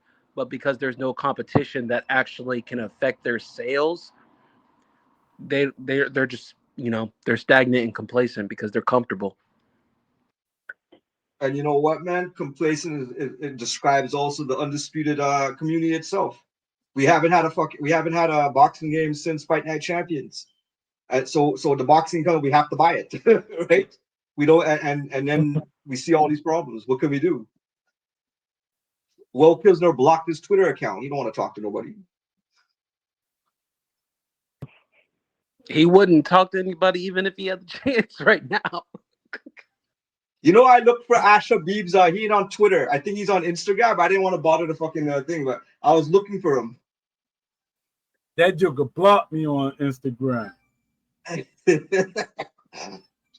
I said, yo, it's like that. Joker blocked me.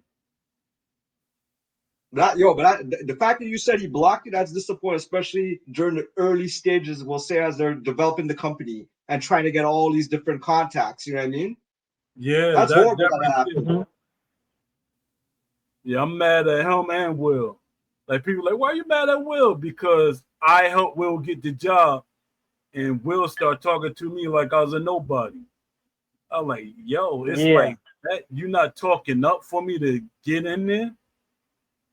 Because I remember Aimbot them. Like I tell this story, Aimbot and the earlier developers, they put me in a group on Discord. They had made a special group for us to talk, and they was like, "No, he did. Ash didn't mean that he wanted you to be a part of the team. We're not hiring people from the United States. They're not hiring Hmm. people from the United Oh, States. But you got Will Kinsler, United States. he's from the Boxing United States. Fanatical was from the United States. Jay Shep from the United States. JMMA from the United States. So what is he? Oh, hold up. Ty Grisham is from the United States. They just didn't want me on the team. Yeah.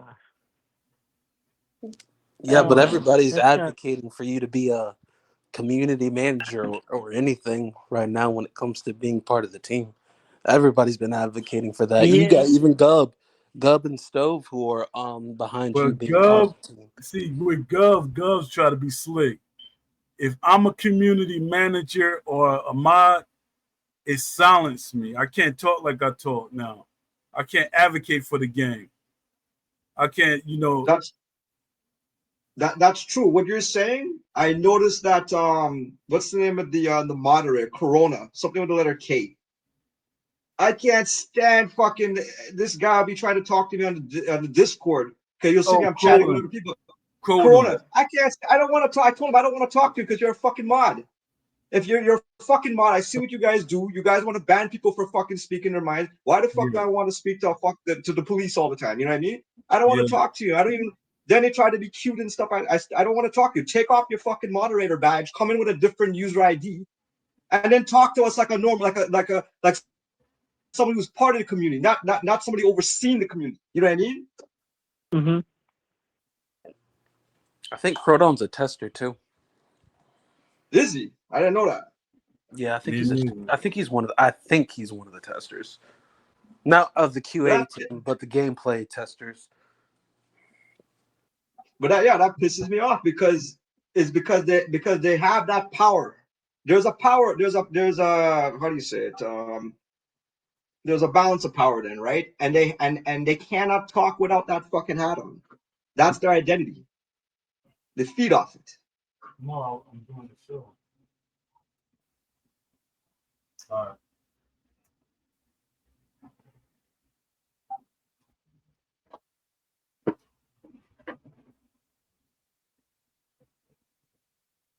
Y'all still there? Yeah. Yep. Oh, got silent. Yeah, I hope they surprise us like tomorrow, Tuesday, with a round table. And I'm not really looking forward to it because I know how it's going down. Yeah. They're too much in defense mode. They Yeah, won't really talk about the concerns, like the big concerns we have. Yeah, I don't know if they're gonna do the roundtable this week or next week because I remember Shep saying that he was gonna do the interview. He was gonna ask the questions later on this week, so they might be doing it next week. Oh yeah, that makes sense. They need to I, do a I live wonder instead why of doing all they that couldn't just do it as a nonsense. Zoom broadcast. What'd you say? Oh, you I know why? wonder why they couldn't. What at the Zoom? Why, yeah, but there's moderation in Zoom. I find it strange they wouldn't do it as a live Zoom broadcast because you can moderate people. You can mute people's mics if you want to. If somebody's getting out of hand, boom, you could mute them. You could kick them out. Easy as it, you know. But to have it live, like they don't want to do it. I don't get it. Yeah, they ain't gonna do that. Oh yeah, this is another thing that bothers me. Why don't they introduce the devs? Every company I be seeing, they introduce the devs. They're like, yeah, this is such and such. They even have like little video clips for the devs. They just went straight in. Oh, we got devs, new devs. That's it. And aimbot been there from day one. See, that's what I like about aimbot. He understand what I'm saying. Even aimbot was actually adding stuff that me and Beast was talking about. So somebody went behind us and told aimbot to stop talking, even though aimbot, he's kind of rebellious too. Because aimbot, when they told him not to talk to me and stuff, he still was talking to me, and he was helping me with my son when he was in college, trying to be a game developer. He helped him with his paper.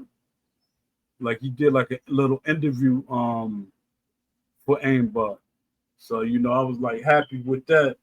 But I'm like, why they keep telling people not to talk to us? Just say, all right, make sure you just don't say certain things. But nah, they don't want us to talk to nobody. But it really boils down to the NDA then.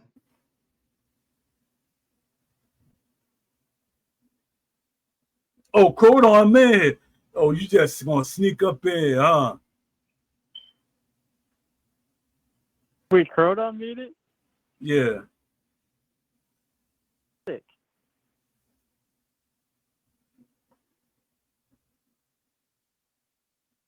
You're not a game tester?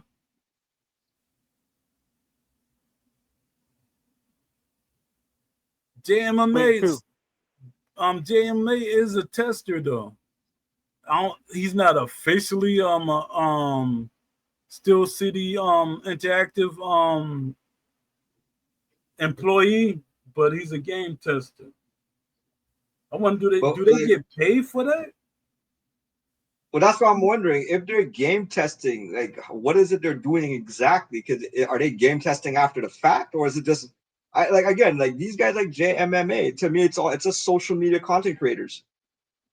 Yeah, because JMA, he like be talking. That's why I be like, Dad, do you really work for him? Because you be saying some stuff that usually somebody like I would say, and I would think that you're going to get banned. Like he like be saying a lot of things. I like, oh look, I say, check this out. They're not correcting Oh, him either. Yep. Yeah, Croton just DM'd me saying he's trying to join like the meeting, but it won't let him join the studio. What'd you say? Croton said he's trying to join like the podcast to talk on here with us, but it said like he's being denied or like it's not letting him in. Who's that? The mod? The mod's coming? I think Croton is one of Yeah. I think he's one of the moderators that actually is more reasonable and sensible. I think he should be able to talk. No, I'm not saying he should not talk. I'm just making a joke. I think Croton's like the only good mod in the Undisputed Discord. We should get him in here. I don't know why it's not letting you, because I think you could get up to you got like 6 people or more. What's the max you're supposed to have? Denied entry. I think the max is like 10 or 8, something like that. And how many you have right now? It's just like 4 y'all. It's all 1, 2, yeah, he should be able to 3, join. 4, 5, 6 people. Tell him to turn off his pop-up blocker. If he has a pop-up blocker on, it's gonna screw up the connection. It's gonna screw up the initiation. He can yeah. Well, my computer just crashed. Your pop-up blocker is probably stopping you. Because hey, Poe, when I first tried to came in, when you were saying talk, right? I was talking, but then I realized my pop-up blocker stopped the configuration of the mic. So then when I turned it off, everything was fine after. I'm glad Croton didn't bring Gub with him. Oh boy. Oh, Gub would be tearing us apart. Yeah, don't bring him with you. Yeah. But you never know. What if this is Gub on Croton's account? It's a disguise. Yeah, because it's I think how many people in here?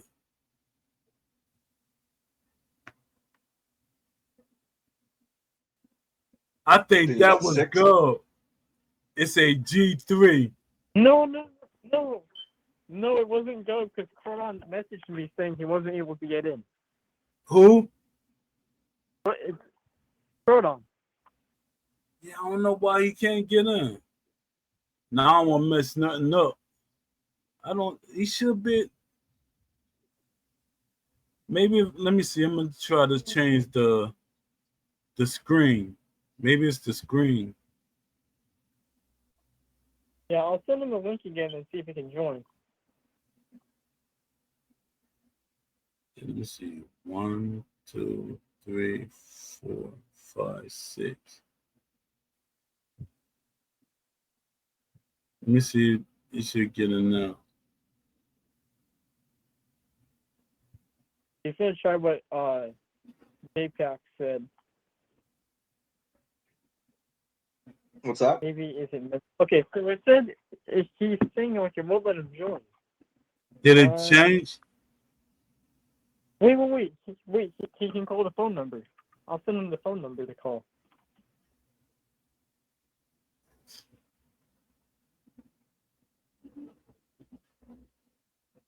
Sure. Yeah. Okay. I'll send him the number and then the ID to put in. But you didn't hit your max for participants? No, I changed it to you can have more, it's gonna be like little screens. I think it's like 15. Let me see. It's 1, 2, 3, 4, 5. It's 20. I got the gallery layout. So it's like 20. It's either it could be a pop-up blocker or it could be whatever device he's using. I don't know. I'm using a computer right now. That's how I got in. I don't know if he was on like a computer, but I sent him like the phone number to call and join. So we'll see if he's able to pop in like that. Yeah, let him call in. But yeah, I think Gub was here. It said, is Gub even a boxing fan? Maybe. Maybe. I think Gub considers himself a casual boxing fan.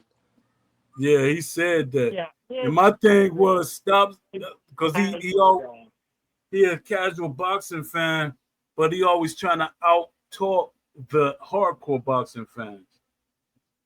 Like, how's you like trying to knock down anything we say when you're casual to it? Yeah. And his thing is he don't even want a casual mode and a hardcore mode. His thing is no, don't give us both of them. What are you talking about? Especially when it comes to money, give us both modes. Oh boy. Yeah, both modes would like open up player counts. Like if you had both modes to play, more people would come in and play your game. Yeah. Like if your game had boxing and kickboxing. Like imagine if Undefeated had kickboxing. Obviously, this is like where a scenario where the game actually works and it's not broken, and we're getting everything like we asked for, of course. But if it had like both modes and the game worked, we'd have like a bunch of players playing. And of course, if there's hardcore Yeah, but I think casual mode. with Undisputed, that'll be too much for them to focus on. Because it's like even with EA, they don't build two games at the same. They never did the UFC and boxing at the same time because they know it's gonna be a confusion there. So they build them one at a time. If you try to make boxing and UFC at the same time in one game, yeah, that's not gonna go over well. Mm-hmm. Daddy still can't get in. I guess not. He hasn't replied after I sent him like the phone number to call. Wait, it's in the United States or like Australia?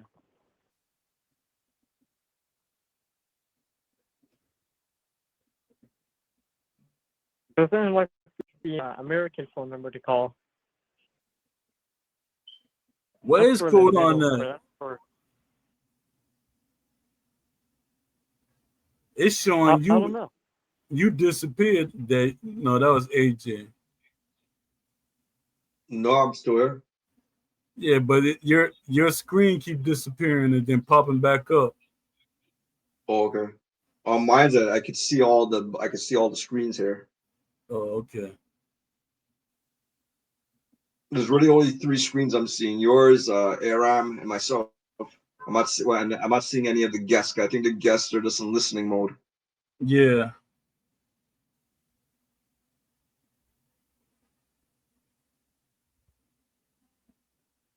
So what did Codon do? He changed his name or something?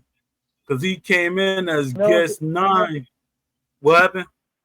Well, yeah. Well, the screenshot you sent me said like badgeless Crodon. Yeah. Like, that was his name. Yo, another problem I had when I was joining, I had 2 screens. It opened a second screen, so I was gonna echo feedback, and then when I shut down the other tab, then everything was normal now. Everything I could talk to you guys and sync everything now. There you go. He here. Crodon's here. Crodon in the studio. What's up, Codon? Hey, I see him on the screen. What's up, Codon? I want to see how Codon sound. Do he sound like He's probably trying to get the mic working. Let me see. Yeah, it's the mic. If he's on the phone, it's star 6. Unmute himself. Codon.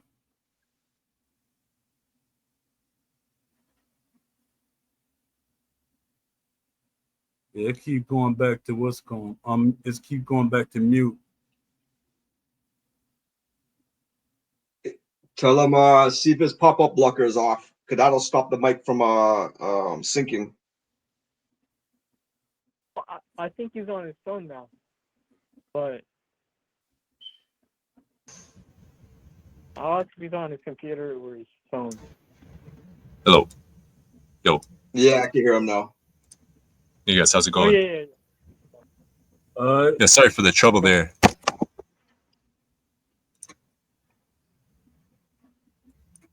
So what's up, Codon? Yeah, not much, man. I'm doing well. How are you guys doing? All right. Pretty good. Yeah, no, sorry. It took a lot longer than I thought to join this. I'm actually gonna have to drop off in a minute, real quick. But I like what you guys are doing with the podcast. I've tuned in for most of it, and you guys have some nice points. So much respect. Thank you. Thanks. So, Yeah, Crota, that's all I'm trying to do is be a community guy. That's why I want to Mhm. be having these podcasts. I want to give people a voice to express how they feel or what they want. Sometimes it doesn't translate into Discord or something by you just typing it there. And sometimes it get misunderstood. Yo, Crodon, so I got a question for you. It's AJ Pax. Yeah, just want to say, yeah, I understand what you mean, man. But with the, speaking is it's more efficient. We can understand one another, and yeah, some things get lost in just typing. Yeah. Yeah, AJ, please go ahead. Yes, so Crota, what is the reason in the Discord when staff, when she posts something and when anybody replies, then why is it that you and Jack Shuck start jumping? Basically, you take her voice away, and then you guys want to be her voice actor. Mm-hmm. Yeah, no, I remember you spoke about that. Yeah, Yeah, I I spoke understand about. the way you I framed it. find it strange. Well, no, I find it strange because this person has a role in the company, and they're pretty. And I'm going to say it's a mid-tier position, then, right? But why is that? Isn't that person qualified enough to speak for themselves No, it's without having you or the other guy kind of create that hostility, to put that lingering over our heads? Of, oh, you could be banned if you talk to this girl the wrong way. Okay, yeah, I hear what you're Well, I don't know saying, about. and I disagree with. Sorry, go ahead. Oh, no, you. Yeah. Go. Okay, yeah. So, yeah, my intention was never to speak on behalf of the dev. It's not about who you spoke to in particular, whatever their role is. My issue was with the question itself that you asked, like, aren't you overstepping your bounds doing X, Y, Z? Like the developers in the Discord, they're higher rank than the moderators. It's their server. They work for the company, so it's not like they're going out of their way. And just the tone of the question, at least how I read it, was an issue, and that's why I was speaking to it. It's not about like who it was directed to. It's not about speaking on behalf of anybody, but I was just checking the question itself, if that makes sense. Right. Okay, but you're saying a developer. Who's the developer we're talking about? In this case, it was SAF. It could have been any other developer in the Discord, like GX Shep. It could have been like CB, Aimbot, whoever else it is. But yeah. Okay, so I never knew Shep as a developer. I never knew staff as a developer. Though I thought they were community managers. That's not the same thing as a developer. I'm using the term developer loosely here. I should say they're SCI employees. Like they have the developer role. That's what it's called on Discord. You see their yellow names. They're not like programming the game. You can like kind of get into the nitty gritty and say that only developers are like the programmers and stuff like that. But I'm just using it in the broader sense. Okay, I misunderstood the context. I'm not used to the context of it being used that way. So that's the whole miscommunication then. Mm-hmm. Okay, yeah. I see. Yeah, no, I'm glad we can clarify that. And yeah, I'm sorry if it wasn't communicated clearly before. Yeah, and the transparency. Is it deflection or is it really transparency? I want to hear how you take it. I guess we have to wait and see what the updates actually turn out to be, is they can step up their game with the transparency, like you said, what they're communicating, and build these good relations with the members, try and make people feel like their voices are heard. But what matters in the end is when that update comes, are they actually going to be improving the game and introducing the features or the improvements that the fans want, fixing the bugs that are present in the game. So for my thing is just we got to wait and see. Yeah, I think they got to do some firing because whoever doing the bugs, supposed to be testing for the bugs, it shouldn't come back like that. Because when you they're not really. Yeah, when you're doing Q&A and stuff like that, you should be in game testing, you should know what's wrong with the game. You should almost be trying to break the game, and that makes That's no what a sense.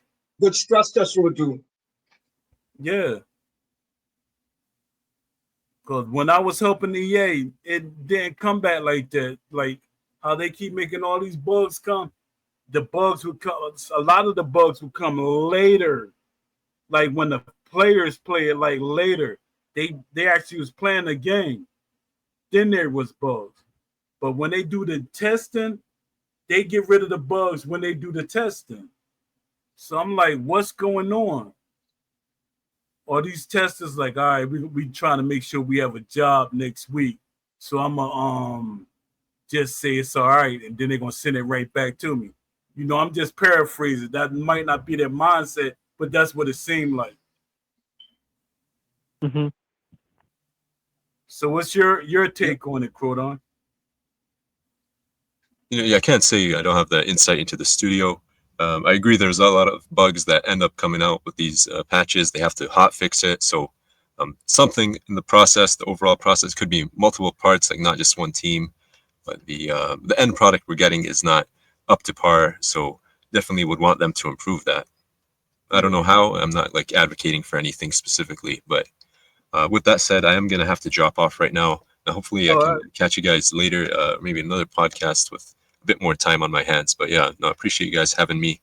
Hope you guys have a great day. Yeah, thanks for coming through. I appreciate you. Yeah, no problem, man. You have a great day. Bye. You too, Crodon. My pleasure. Thank you. Paul, what was that word you were saying? That little segue you had when you were talking about what is it, deception or something? What was that you were saying before? Oh yeah, deception, Transparency versus deception. those are all deceptive answers.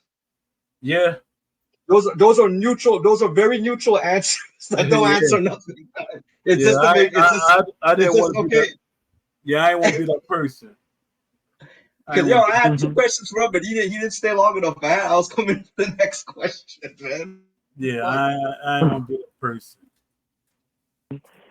You was I on think beat. Crodon has good intentions. I, Yeah, I don't, yeah, I don't, yeah, I don't put much to it. I think Crodon answered it in the best way that he could yeah. under certain under It's Mm-hmm. not. certain It's diplomacy. jurisdictions. Yeah, he's being diplomatic at the end of the day. Yeah, yeah.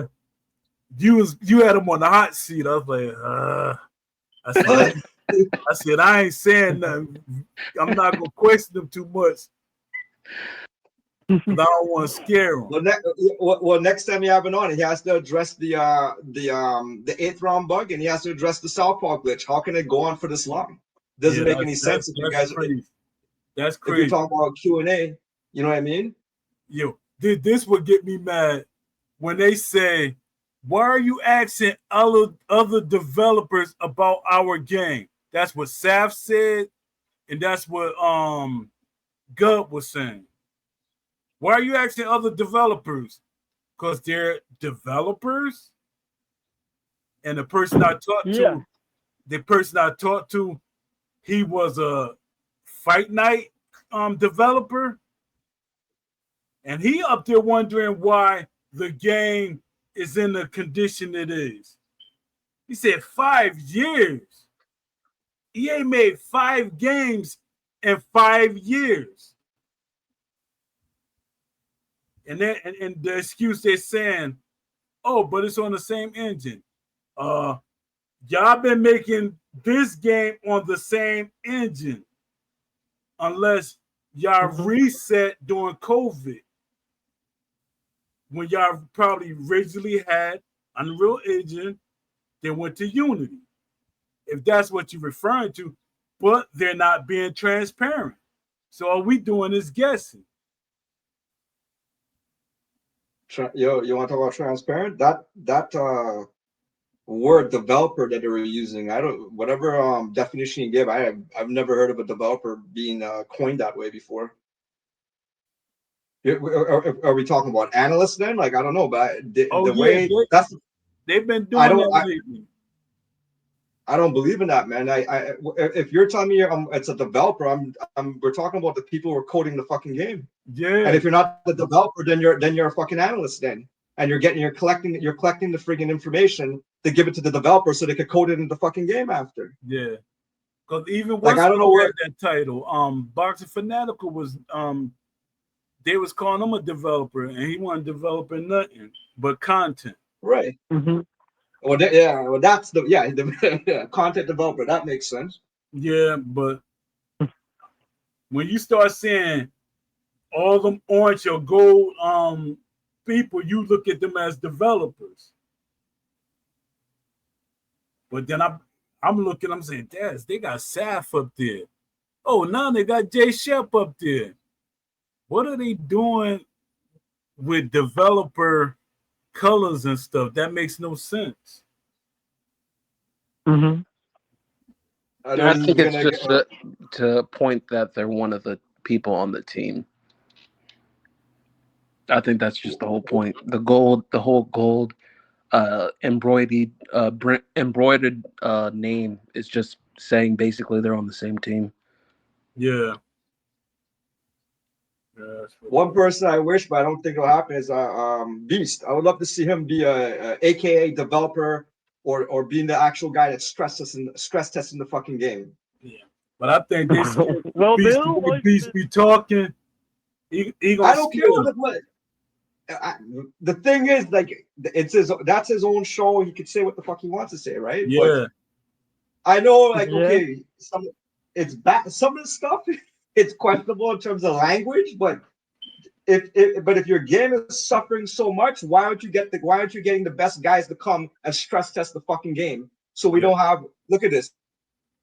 The update version 1.4.4 came out. What is that thing going on with the stamina bar, right? Not the stamina bar. Is it the health bar right now? What's going on with the health bar? Yeah, that's crazy. Like, how did that make it out of testing into the actual patch release? Yeah, that's crazy. But did they have the health bars in the earlier? They didn't have them in the earlier fights, did they? Because that was something that I thought it was optional. No, I think we always had since since beta. It's always been definitely since version 1.0, stamina bar and health bar. Those two things have always been there. And the BPM. The broken BPM. That was stuff that should have been hidden, and it should have been an option if you wanted it on the screen to get a real simulation feel of the game. You know what's talking about simulation? I don't know if this would align itself with boxing, but you ever play a wrestling game like going back to M60, what's it called? No Mercy and these kind of game. No Mercy specifically. And they have or even AEW, their last video game they came out with. Instead of having a health bar, they have something called a spirit meter. You think a spirit meter would translate into a boxing game? I don't remember that. Because it's kind of like going back to the way that old the BPM system would have worked in alpha. Yeah. And that's what they're using as the spirit meter, something similar to that?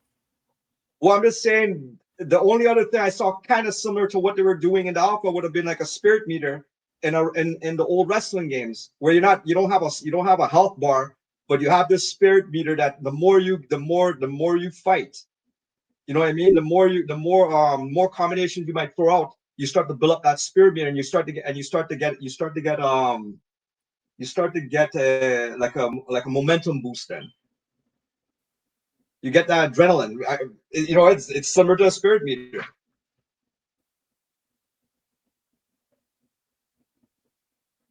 Yeah. I'm about to end this show because I've been on for like 3 hours. So it's been a long time. I'm like, Dad, I think this is one of the longest shows. I gotta do some editing too. Hey, it would have been 5 hours if Crowdown would have stayed. Yeah, it would have. That'd have been funny if Gub came in right behind him. I'm sure I can't go run back and tell. But yo, Poe, thanks for having that's me on your show. I salute. Yeah, thank you for having us on today, Poe. Good talking to you guys. I'm taking off. All right, see you, JPEX.